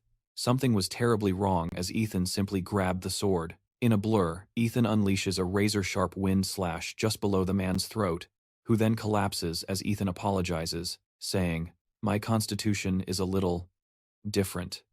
As the body hits the ground with a sickening thud, even Ethan seems surprised by the outcome. Observing from a distance, Alistair lowers his weapon, realizing Ethan was an extraordinary kind of mage. He had just witnessed the power of the Wind Spirit, a legendary ability allowing Ethan to transform any part of his body into pure air. Because physical attacks are useless against him, such a power is nearly impossible to defeat without advanced magic or an aura blade. He had only ever read about this power in ancient texts, within the records left by the 7th master of the tower. That master was a special mage, born with innate magic, but Alistair never imagined Ethan could possess it. This changed everything. "When did you get here?" Ethan asks, startled. Alistair congratulates him on a job well done, admitting he had been worried. But he then asks where Ivan disappeared to, prompting Ethan to suddenly remember the old man with a jolt. Where is he? He should be back by now, Ethan wonders aloud. Alistair contemplates that if he trains Ethan properly, his unique ability could become more powerful than dozens of high-level mages combined. He quickly points him toward Ivan's energy signature. The rescued old man thanks them both profusely, claiming that if it were not for them, he would never have seen another day. But Ethan modestly questions his own contribution, insisting it was all Alistair's doing. Alistair, however, denies it, admitting that he had already lost to the swordsman. He stresses that without Ethan, they all would have been in grave danger. He then recites a phrase in an old tongue, making Ethan blush with embarrassment. Ethan tries to dismiss the praise, saying it is all over now, but Ivan gravely interjects. Not exactly. He warns them that Devon is not the kind of man to give up so easily. If hired blades fail, he will simply find another way. Frank questioned his intense fixation on the land, to which Ivan replied that it was the finest and most expansive territory in all of Siren. Over the past 8 years, Siren's fertility has plummeted, leading to the rise of magical engineering factories. These factories continuously dump waste into the river, poisoning the soil until Siren's land became seemingly irrecoverable. He explained he no longer had the means to cultivate his herbs, at which point Oscar stated he had a question for the elder. He inquired if the unwavering loyalty Ivan held for the White Tower was rooted in a promise made by its fourth master, Reynold Ice. Stunned, Ivan demanded to know how he knew of such a thing, a story passed down only among the herbalists of old. He recounted that long ago, the perception of his people was vastly different. They were ostracized and branded as witches. Because the effects of their herbs were not understood, they were seen as outsiders peddling strange concoctions, forcing them to avoid society. They were condemned to a nomadic existence, until a savior, a legendary figure in their history, finally appeared before them. This man was the fourth master of the White Tower, Reynold Eyes, who personally summoned the herbalists to journey to Siren. He promised it would become an eternal sanctuary for them and all their descendants, a place where they would be respected. Ivan admitted the words were deeply moving, while Oscar simply claimed he had read about it in an old history book. Recalling the ancient records of the Tower Masters, the old man explained that after that decree, herbalists from every corner of the continent began to gather in Siren. For the first time in their history, the nomadic people finally had a place to call home. The White Tower had granted their ancestors not just a home, but also their pride, forging a bond of loyalty that could never be broken. Oscar listened with a stoic expression, before thanking the old man for his steadfast dedication through all the years. He then declared that from this moment forward, the White Tower would stand with him. Ivan anxiously asked what his method was. He knew that if the Imperial family believed they had attacked a site of cultural heritage, the family would intervene without hesitation. But he feared waiting, as the Imperial family was notoriously slow to act, and Devor could launch a full-scale assault. But Oscar cut him off. The Imperial family will act with unprecedented speed, Oscar stated, because I am signing a contract to provide a treatment for the flu. Inside Devor, Paul's office, a palpable panic thickened the air as he berated his employee, ordering him to hurry and fix the mess he'd made with the Imperial family. Their entire enterprise was teetering on the edge of bankruptcy, and Devor ominously promised that after they made their escape, his subordinate's next stop would be the afterlife. But in a splintering crash, the door was kicked from its hinges, and Imperial soldiers stormed in, their voices booming with the order not to move. Their leader stepped forward, his presence commanding. "I am Walker, Superintendent of Imperial Internal Affairs," he announced, his gaze fixing on the terrified man. "You must be Devor, Paul. You are under arrest," Walker continued, listing the charges, for attempted murder, bribery, and attempted illegal acquisition, as well as the defilement of cultural human property. Devor stammered, insisting they had the wrong man, and that he was a decent, law-abiding citizen. Walker cut him off with a cold stare. "Be silent. We will be the ones to judge your character from here on out." Devor's mind raced. He knew he couldn't navigate this alone. If he could just get a message to that person, he was certain he could walk away from this. Playing for time, he feigned a relaxed demeanor and asked the guard, "Would you at least allow a man a final cigarette before this goes any further?" For a few tense seconds, Walker remained silent, his expression unreadable. Then, he gave the curt command, "Put him in cuffs and get him out of my sight." As the cold steel snapped around his wrists, Devor snarled, "You're making a terrible mistake. You have no idea who is standing behind me." Walker leaned in close, his voice a low, menacing whisper. "You're right, I don't. But the one standing behind me is the Emperor. Is your backer more important than His Majesty?" he mocked. A soldier plucked the unlit cigarette from Devor's hand as Walker lit his own cigar. Taking a slow drag, Walker remarked with a smirk, "These criminal bastards certainly have good taste." Beside him, his subordinate cleared his throat, signaling a question. "Sir, who was it that mobilized us on a day like this?" the young man asked. Walker simply stated, "An order from the very top. Our emperor holds a special fondness for the White Tower," he continued with a sigh. "And this was merely an affair between adults. I don't understand his obsession." "Yes, they were heroes, I'll grant you that," Walker admitted, "but that was 20 years ago. Times have changed. If you toss a bird with broken wings back into the sky, the only thing that changes is the speed at which it plummets to the ground. And the White Tower no longer possesses the power to deserve this level of intervention." He then turned to his officer and asked, "How old are you, son?" The subordinate replied that he was 23. Walker nodded slowly. "So you were 3 years old then?" "I remember it well. I was 12. In this era of freedom, hard-won after defeating the demons, he wondered what kind of entity the White Tower had truly become, because the legendary institution he remembered no longer measured up to his expectations. Shaking off the thought, he declared it was time to move. "We have one more place to visit," he said, prompting a complaint from his subordinate. "I thought this was our last stop for the day," the man grumbled.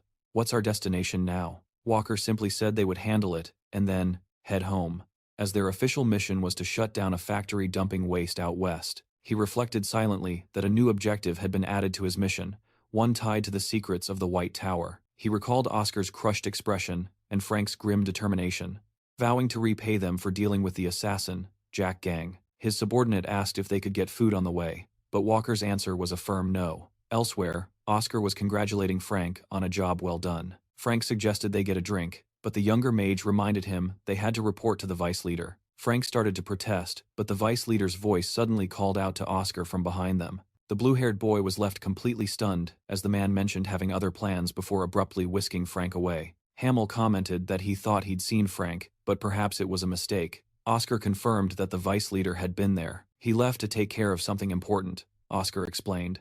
The old man nodded. "It must be urgent, as is always the case with him, and it seems that young mage of yours has solved another major incident. I've already read the report." "I was just heading to your office now," Oscar said. And so, they decided to go together. In the elevator on the way up to Hamill's office, Oscar felt a growing sense of unease. Hamill broke the silence, asking if he'd heard anything from Frank. Oscar replied that he hadn't, and cautiously asked if something was the matter. The old man's expression was grave. "I received a message from the Sirius family. They're taking Frank back." Oscar reeled from the news. Has he already agreed to leave the White Tower?" he asked. Hamill confirmed his worst fears. "They have already finished speaking with him, though he was still in the dark about the finer details." A sharp knock on Frank's door made him call out, asking if it was Grank, and bidding him to enter. Oscar then asked who this Grank was to the young master of the Empire's largest trading company, and Frank grumbled that he had heard the entire conversation. The young mage asked if he was truly planning to leave the White Tower, and his friend apologized for not telling him sooner. He explained his duty was to return to his position and support the family business until he was married. At this, Oscar asked if he had started seeing someone. Frank answered with a shrug that she was supposedly a good person from a reputable family, and quite beautiful, so it was perfectly fine. But Oscar insisted that wasn't the point, pressing his friend on whether he was truly content with abandoning magic for good. "What choice do I have?" Frank retorted, lamenting that magic was his only real talent. Honestly, for a time, he truly believed he was special, but the reality was that he was one of the weakest in the magic tower, and he'd rather be the head of a snake than the tail of a dragon. Since that dream was out of reach, he had already accepted his fate. He couldn't stay here, and he understood his family's reasons for wanting him back. But Oscar called his name again, his tone sharp and unwavering. Frank asked why he was acting so strange. He wondered if it was because he had called the tower weak, but Oscar's response was simple and direct. "You're talented," a sentiment that deeply warmed Frank's heart. He thanked his friend, saying it meant a lot to hear that from a genius on his way out. But Oscar pushed further, asking if he truly wanted to become the head of that snake. Suddenly, the door swung open, and another man entered, calling Frank by name. He glanced at Oscar and asked if he was a friend. The newcomer then announced he would give his brother 5 minutes to hurry up and meet him outside, as he would be waiting. Frank was told to finish his goodbyes, but Oscar stepped forward, asking the man his price for allowing Frank to remain at the tower. A stunned Frank demanded to know what gave him the right, but Oscar simply stated his name, causing the man to recognize him as the very mage who created the famous medicine. The man then introduced himself as Grank Sirius, the older brother of as he put it, this fool. Oscar stated he was about to make an offer, but Grank called him reckless, acknowledging that he'd heard Oscar was a genius. He mockingly asked if that supposed genius was the source of his nerve, questioning his boldness in trying to strike a deal with the Sirius family. Oscar calmly replied that it wouldn't be a loss for either side, as he was going to transform Frank into something extraordinary. He would transform Frank into one of the tower's finest mages in just 2 years, a maneuver that promised a massive benefit for the family in the long run. Grang repeats the claim and asks what the penalty for failure would be. The mage declares he would surrender 50 years of profits from the Cadena flu vaccine to Sirius. The older man then questions if he even possesses the authority to make such a promise, to which Oscar states his loyalty lies with the vice master of the tower. Frank then asks if this wager was because he was worthy, or if it was simply a gesture of friendship. Oscar clarifies that it was obviously because Frank is immensely talented, revealing his plan to restore the White Tower's reputation in under 5 years. And this was only the start, because he is extremely talented. Since he plans to accomplish that, he needs Frank Sirius, whom he considers essential to the new White Tower he envisions. Grang notes his youth, remarking that for a merchant, there is no reason to ignore an enemy's foolishness, but he insists on adding one condition. But for a merchant, there's no reason to avoid an enemy's foolishness, but he will add one condition. Oscar argues that his offer was already generous, and while Grang agrees, he says there is something Oscar has forgotten. Since merchants like him value trust above all else, he will not make deals with anyone until they have proven their worth. He reveals he has a level 5 knight as a guard, and tomorrow, the boy must face him in a duel. Oscar counters, asking if he is aware that Frank is only a level 2 mage. As a condition, his guard is forbidden from using the key sword, which makes the young mage realize he won't back down so easily, not with a strategic marriage at stake. The older man then bids them farewell until noon the next day, adding a final ultimatum. If Oscar fails to appear, he will interpret it as a surrender.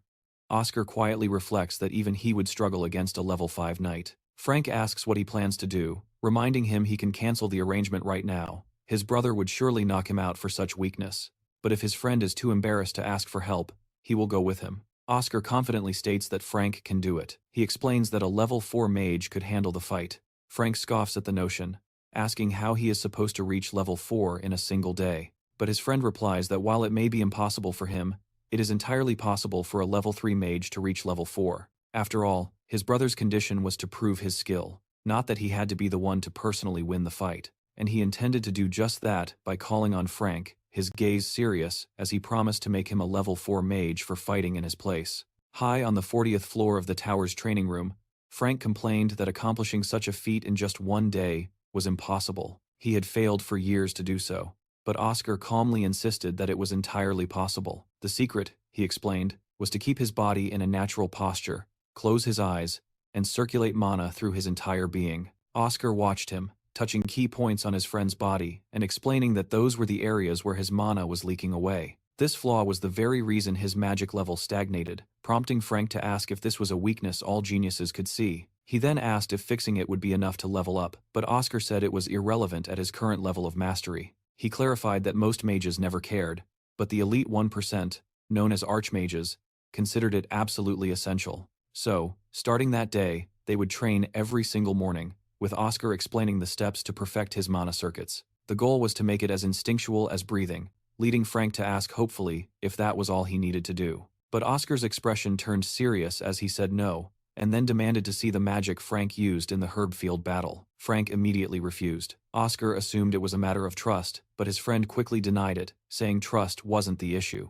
It was because he was genuinely afraid of that spell. But Oscar, undeterred, simply repeated the question. Frank confessed that he had nearly lost his life using that magic, a trauma that only grew worse with age. The relentless pressure from his family to show results as a mage had pushed him to a desperate place. He resolved to create a power that no one else could ever replicate, a dangerous idea that went beyond just manipulating a part of his body. He theorized that if his entire body could turn into wind, he would become incredibly powerful, but it was a profoundly reckless thought. For a brief moment, he thought it had worked, but then, a chilling and unnatural sensation began to take over. His body was turning into wind, and literally disappearing. It was a catastrophic failure, and half of his form had vanished before it stopped. His mana had spiraled completely out of control, and he could do nothing but scream for someone, anyone, to save him. If the Tower Master hadn't providentially been passing by, he would have lost not just his life, but his very existence. He never wanted to relive that horrifying sensation of his soul shattering into a million pieces. Oscar noted that he had just used that same power on the hill, and Frank shot back that it activates automatically, in dangerous situations, beyond his control. He felt pathetic, but Oscar disagreed, telling him he couldn't afford to think of himself that way. Most mages encounter similar hurdles, and the solution is often simple. In Frank's case, the issue wasn't power, but his ability to control his mana. He just needed to improve his control, but Frank argued that mana control is a matter of pure talent. Oscar admitted that, most of the time, that's true. However, there was a way to forcibly obtain that ability, and he began to draw a complex circle on the ground. Frank nervously asked if he was planning to make a contract with a demon, but the boy just laughed, saying they wouldn't come even if he called. The plan was to summon a wind spirit and transplant it directly into his body. Frank stepped forward and introduced himself, beseeching the wind spirit to embody purity within him, but absolutely nothing happened. Oscar bluntly stated that his affinity with spirits was just terrible. Frank insisted he felt a faint gust of wind just now, but his friend dryly replied that it was merely his own sigh of disappointment. Frank grumbled, and Oscar told him not to be disheartened. After all, only a tiny fraction of humans possess any affinity with spirits. Frank then asked why he even suggested it in the first place, because if he couldn't summon a spirit, he'd never gain control of his mana. But the mage revealed he had another method, a unique spirit summoning ceremony he'd learned while visiting the Elven Kingdom in his past life, which he had successfully performed just for fun. He was certain that this time, it would work once more. Frank asked if he should be the one to recite the chant again, but his friend instructed him to step aside, convinced that the King of Spirits would surely remember him from his past. Oscar closed his eyes, transporting his mind away from the desolate training room to a place where he stood before the gigantic world tree. He then called out to the spirit of the wind, commanding it to come to him. A palpable energy filled the room, leaving Frank to wonder if he had actually succeeded on the very first try. The ethereal wind spirit inquired if this was the human who had summoned it, its voice laced with ancient curiosity, noting it had been 27 years since it was last called. Oscar understood the spirit's surprise and immediately stated his desire for a contract, asking what would be required of him. The spirit dismissed such formalities, its voice like a gentle breeze, asking if the human instead wished to forge a bond of friendship. It offered this bond with itself, the highest-ranking spirit, Celestin. But Oscar refused, admitting he should have stated his purpose from the beginning. He explained that he had no need for a spirit himself. He had summoned the King of Spirits entirely for his friend's sake. The following day, inside the dueling hall, Grank inquired if the vice leader had slept soundly, and upon receiving an affirmative from Hamel, the young master asked if he was prepared for the schedule. The old man confirmed he was, adding that the creator of the cure had been incredibly stubborn. Grank then formally presented the knight who would fight today. The red-haired knight stepped forward, announcing his name as Lasley Morgan, a level 5 knight, to which Oscar simply introduced himself in return. Grank laid out the terms of the duel, a straightforward contest where the first to remove their opponent's necklace would be the victor. He added a condition: if Oscar couldn't secure a win within 5 minutes, it would be counted as his loss. Oscar coolly agreed to the terms, and as they prepared to start, Grank warned that he could suspend the duel by raising his hand. He then questioned Oscar's casual attire, but the boy simply replied that it didn't matter, as he wouldn't be the one fighting. With that, Frank stepped forward to face his own brother. A stunned Grank demanded to know the meaning of this. Oscar calmly clarified that he was told to prove his ability, not to fight personally, and that he had spent yesterday training his friend for this very moment. His older brother conceded it was his own mistake for not specifying that the mage himself had to fight. He then sneered, asking if Oscar expected him to go easy on Frank. Oscar replied no, explaining he simply calculated that a level 4 mage had a better chance than a level 1. Grank echoed in disbelief. Level 4? Wasn't he a level 3 just yesterday? Oscar explained that to mold Frank into one of the greatest mages in 2 years, this kind of accelerated growth was necessary. Grank then commanded Lasley not to hold back in the slightest, and his knight gave a firm nod of agreement. Oscar gave Frank a reassuring pat on the back, urging him not to be frightened, and promised that if he simply did everything he was taught yesterday, he would undoubtedly win. The blue-haired mage looked back with determination, agreeing with his friend and vowing that he would come back victorious. It has been a while, Lasley says, a sentiment his young master shares, and with a shared glance, they decide the duel will begin. Frank retreats, putting a distance of 20 meters between them, but he immediately senses a suffocating pressure emanating from Lasley. Even without his key sword and from this far away, The knight's power was overwhelming, a terrifying reality for a Class 5 mage. Just as he considers forfeiting, Oscar notices his comrade's hesitation, and a critical memory surfaces in Frank's mind. He recalls Oscar's earnest plea, how he was a crucial piece in the plans for his new tower. Oscar had lost his swordsman, he'd said, and without Frank, their entire endeavor would be in jeopardy. Clenching his fist, Frank finds his resolve. He unleashes a searing blade of wind directly toward the knight, driven by a new thought. For the very first time in his life, someone had told him they needed him. He refuses to let that trust down. But Lasley deflects the blades with casual ease. The knight notes his improvement, recognizing the use of jewel casting and the way Frank dispersed his momentum. He briefly wonders if Frank was attempting to replicate the legendary sword control techniques of the Eastern nations, but he blocks the final strike with his blade, halting the wind magic in midair as he closes the distance between them. "I have seen enough," Lasley declares. Stunned by his speed, Frank desperately creates a wind palm with his magic to defend himself. "How did you grow so strong in just half a day?" Frank demands, wondering aloud if they had resorted to some forbidden method. "You don't need to worry," Oscar replies calmly. "We used a completely safe method. You truly did grow a lot, but this is your limit," he continues, his tone becoming cold.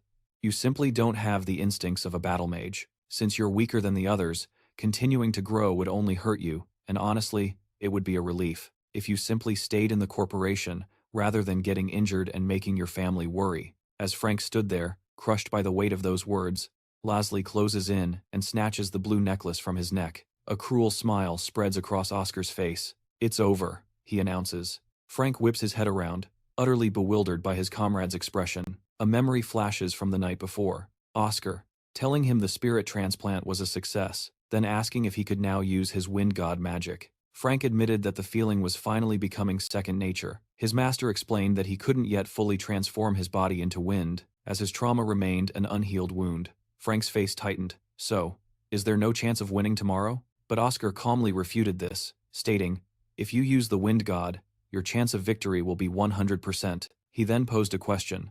"What was your impression of turning your entire body into wind?" Frank then asked if there were any other secrets. His teacher leaned in, warning him about a particularly fascinating aspect, because it was the most potent of all unifications. This unique power transformed every single thing on his body, from his clothes to any items he held, into pure wind.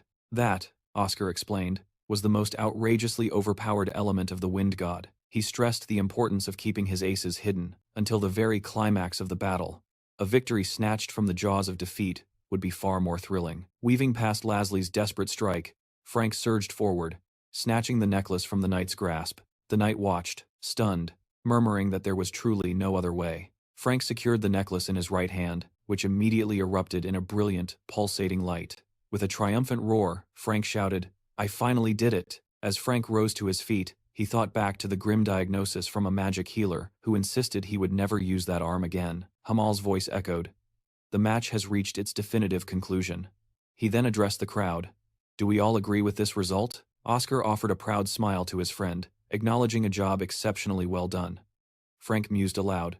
"Did he just say he trained me for only a day?" Lasley suddenly lowered his gaze, conceding his defeat. As Frank clasped the knight's hand, Hamel lamented that they had fought so hard to get here, and it was a shame to see him leave so soon. But Frank simply asked him to watch over his younger brother. He then added that Lasley seemed to have matured a bit, before turning away and muttering, "Just forget I said anything." The young knight stood in stunned silence as Oscar observed him, thinking to himself what an amusing person he was. It was clear that Lasley was simply happy, pretending he hadn't heard the compliment. The following day, Frank stared ahead and asked, "Is this the entrance? And why?" He continued with a wry tone, "Does my new training room look exactly like a dungeon in the basement?" Oscar confirmed the training ground had been in use for centuries, and he wasn't exaggerating. Frank questioned why he had to train in isolation, to which Oscar replied that the Vice Master himself had ordered it, holding high expectations for his potential. The young mage grumbled about being forced into isolated training after getting just a single day of rest. Oscar urged him to see the positive side, since his only task was to assist the spirit, a point Frank reluctantly conceded. But his friend chimed in, telling him not to be such a baby since it wasn't like his life was on the line. He wondered if that was really true, and after a moment, they exchanged their goodbyes, leaving Oscar with a pang of guilt. In his mind, he apologized, knowing he was the one who had secretly requested this very arrangement the night of the duel. Hamel had questioned him, asking if he was certain about putting Frank through 30 days of isolated training, especially after he had just won. But Oscar insisted it was necessary, and the Vice Master agreed to the month-long arrangement, shifting the topic to some good news. He announced that the Sirius Company had granted them unrestricted access to their distribution network. Oscar asked if it was being provided for free, privately marveling at the company's swift calculations and foresight. They stood to gain immensely if the tower was revitalized and Frank emerged as a legendary mage. Realizing this, Oscar decided he shouldn't feel guilty about the arrangement, acknowledging that it was genuinely great news for them all. Hamill then brought up a second matter, asking if Oscar would be interested in delivering a special lecture. Oscar considered it, admitting it wasn't impossible.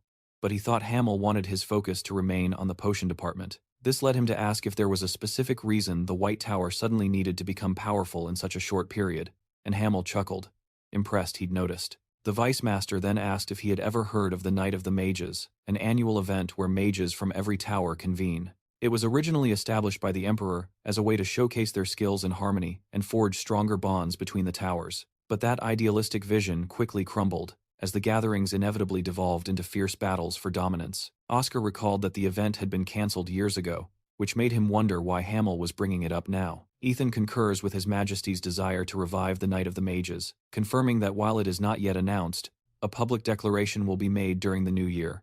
He senses a sinister aura emanating from the Black Tower, knowing that if they persist in their ambition to join the four major towers, the White Tower will likely be targeted. A deep unease settles over him. Oscar vows to handle it, prompting Ethan to question the sudden change in his expression.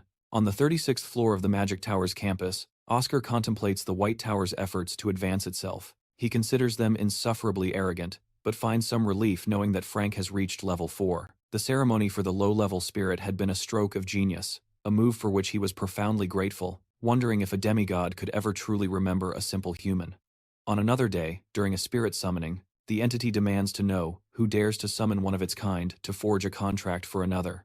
Oscar calmly instructs it, calling for Celifrion of the Silence, and asks that they be informed of the White Mage's return. The spirit scoffs, calling him bold for speaking the Spirit King's name. But then, shimmering butterflies begin to manifest in the air, causing the spirit to ask in awe who he is, to have invoked the King of Spirits, with a single, authoritative command. Oscar smirks, saying that revealing the truth would spoil the fun, and then asks if his request can be fulfilled. The spirit replies that the Queen has permitted a simple transplant without a contract. The mage acknowledges that her generosity is sufficient, but the spirit adds a warning. He was told to remind Oscar of his old promise. The young man internally scoffs, confident she need not worry, for he had every intention of keeping his word. That promise would empower him to save numerous families of the White Tower, and he would repay the favor, with interest, through a groundbreaking lecture paper on the reinterpretation of basic magic. But before any of that, his own family needed him.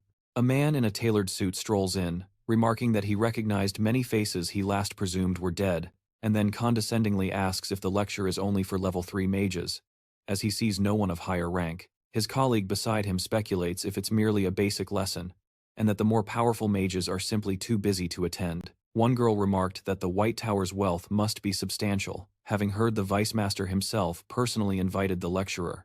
With the Academy under direct Imperial observation, her friend added that the lecturer had to be someone important, and she could hardly contain her excitement. But a cynical voice cut in, telling them not to make him laugh, given they were all gathered in a dusty, forgotten lecture hall. The speaker was Damien Proud, the sole heir of the Proud family, prompting the girl to comment that he was being far too negative. However, another young man argued that this was an investment, explaining that a lecture prepared like those from other magic towers wouldn't center on something as fundamental as reinterpreting basic magic, urging Damien to just look at the 32 people who showed up. Since only one of the lower-ranked students was absent, he insisted this proved the lesson's value, and he was certain even the esteemed level 2 noble genius would attend. Suddenly, an unnatural stillness fell over the room, halting the conversation. A blonde-haired boy realized with a jolt that he couldn't hear a single sound. There was only an absolute, unnerving silence. Just then, a figure walked to the front of the room, calmly stating it was a pleasure to meet them, because from that moment on, he would be their lecturer on the reinterpretation of basic magic, introducing himself as Oscar. The students were stunned to see the lecturer was only a level 2, and Oscar noted that many seemed disappointed by his presence. Their thoughts raced. He was aware of their disdain. It made no sense for such a low-level mage to be appointed as a lecturer. They figured he must feel inadequate since he hadn't used any visible magic. Oscar then announced that if anyone had regrets, they were free to leave. He reminded them they were no longer academy students under a teacher's thumb, but clarified that there was one condition. They must first demonstrate their ability, proving they had no need for his lesson, and the time limit was a mere 10 minutes. Within that time, he explained, "You simply have to state that you won't attend my class. Isn't that a truly simple test?" The students were internally outraged. He had made them unable to speak and was now demanding they do exactly that. It was a test disguised as a simple condition. Coming from a level 2 mage, this wasn't just silence, it was a solvable, magical puzzle. In other words, his challenge was clear. If they couldn't break the spell and find their voice, they were obligated to take his class. Oscar began to coolly assess their capabilities. He had intentionally designed the spell with flaws, but that certainly didn't make it simple. As the last grains of sand trickled down, he wondered aloud if anyone would succeed. Suddenly, Damien slammed his hand on the table, declaring that he had solved it. Oscar recognized him. The boy was from the beginner's cohort. A wave of pride washed over Oscar as he congratulated him. The boy simply replied it was easier than he'd anticipated, explaining he had just taken his time to solve it. As the timer ran out, the spell unraveled, and Oscar commanded silence, announcing that time was up and only Damien had passed. Damien declared it was obvious. Then, that he had no need for the class. To this, the teacher agreed. The prince mused that he was let go far too easily. He had been genuinely curious about the class's lessons, but Oscar saw right through him. He was still just a child, his thoughts as clear as day. So, he offered a reward for being the sole student to master the lesson, asking which basic spell intrigued him the most. Damien answered without hesitation. Wind Slash. The instructor then challenged him to demonstrate it. The young mage grumbled about it being a hassle before casting the spell, then nonchalantly asked if that was sufficient. Oscar acknowledged it was a good attempt, promising to teach him the true Wind Slash today. Damien scoffed, gesturing to the magic floating before him, but the instructor dismissed it, stating that by his standards, it was nothing more than an incomplete imitation, and that it suffered from two fundamental problems.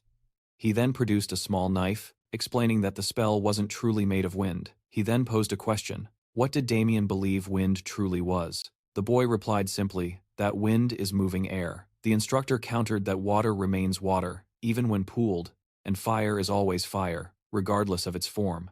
But wind, he explained, is defined by its constant motion, and that was precisely why his Wind Slash was fundamentally flawed. Just as stagnant water decays, magic formed from air dissipates if it loses momentum. It's a lesson they must heed, for the White Tower specializes in the ways of the wind. In other words, the magic must exist in a state of perpetual flow. If not, as demonstrated moments ago, it can be effortlessly shattered. Damien pressed for the other issue, and Oscar explained that he was expending far too much magical energy with every cast. Lowering that consumption would be the key. Oscar elaborated that once a mage reaches a certain level of mastery, they can perceive a great deal simply by observing another's spell, their very personality. Even asking if it sounded intrusive, as glimpses of their past can become visible. He noted that since Damien hailed from a distinguished family, it was only natural that he tried to emulate them, to copy the Wind Slash. But this was before he had properly learned magic. Attempting to replicate the Wind Slash was a monumental task, as it's one of the most difficult fundamental spells, so he compensated by forcing more mana than necessary, a flawed habit that had persisted to this very day. Oscar concluded that now that the root cause was identified, a perfect Wind Slash was within his reach, if he just corrected the flaw. He lamented, however, that his class was losing a student, calling it a true waste.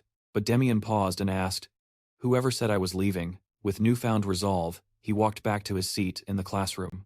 3 weeks later, the academy was buzzing with rumors of Oscar's incredible teaching. Word on the campus was that he was a complete star instructor.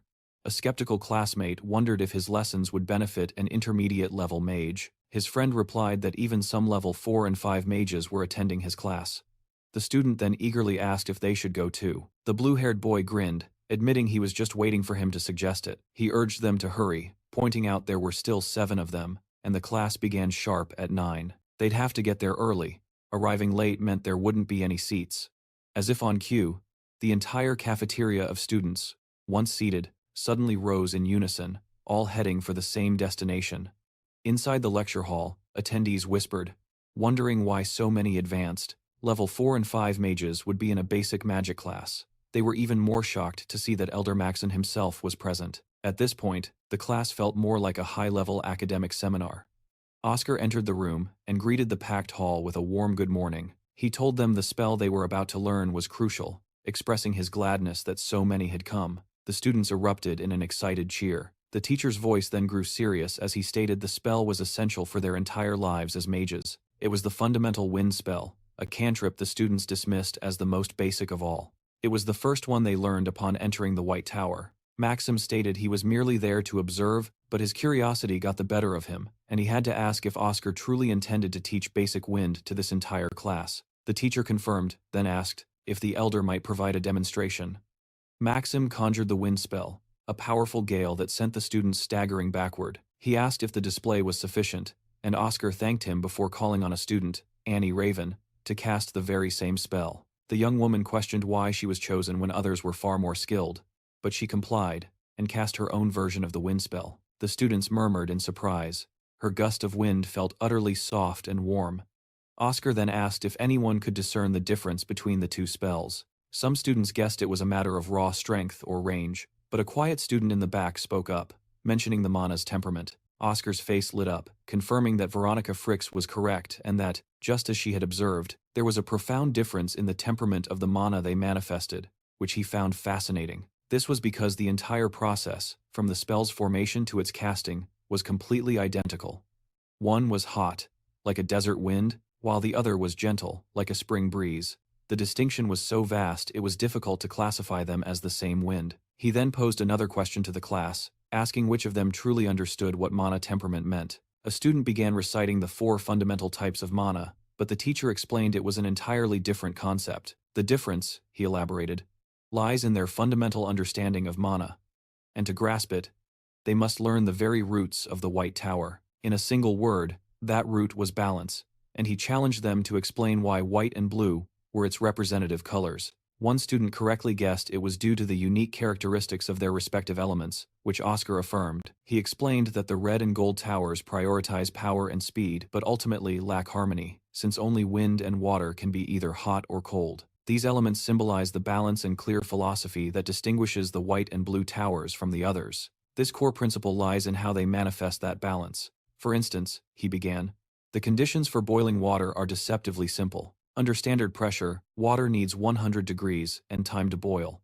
But creating a hot wind is far simpler.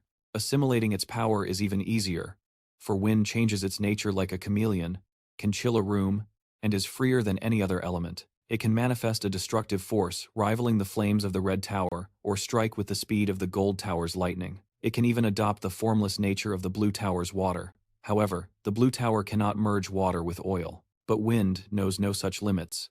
Depending on the mage's imagination, it can embody any temperament imaginable. Only the wind can harmonize with everything in this world, so White Tower mages must be conscious of how they perceive it. They must ask what kind of entity they believe the wind to be.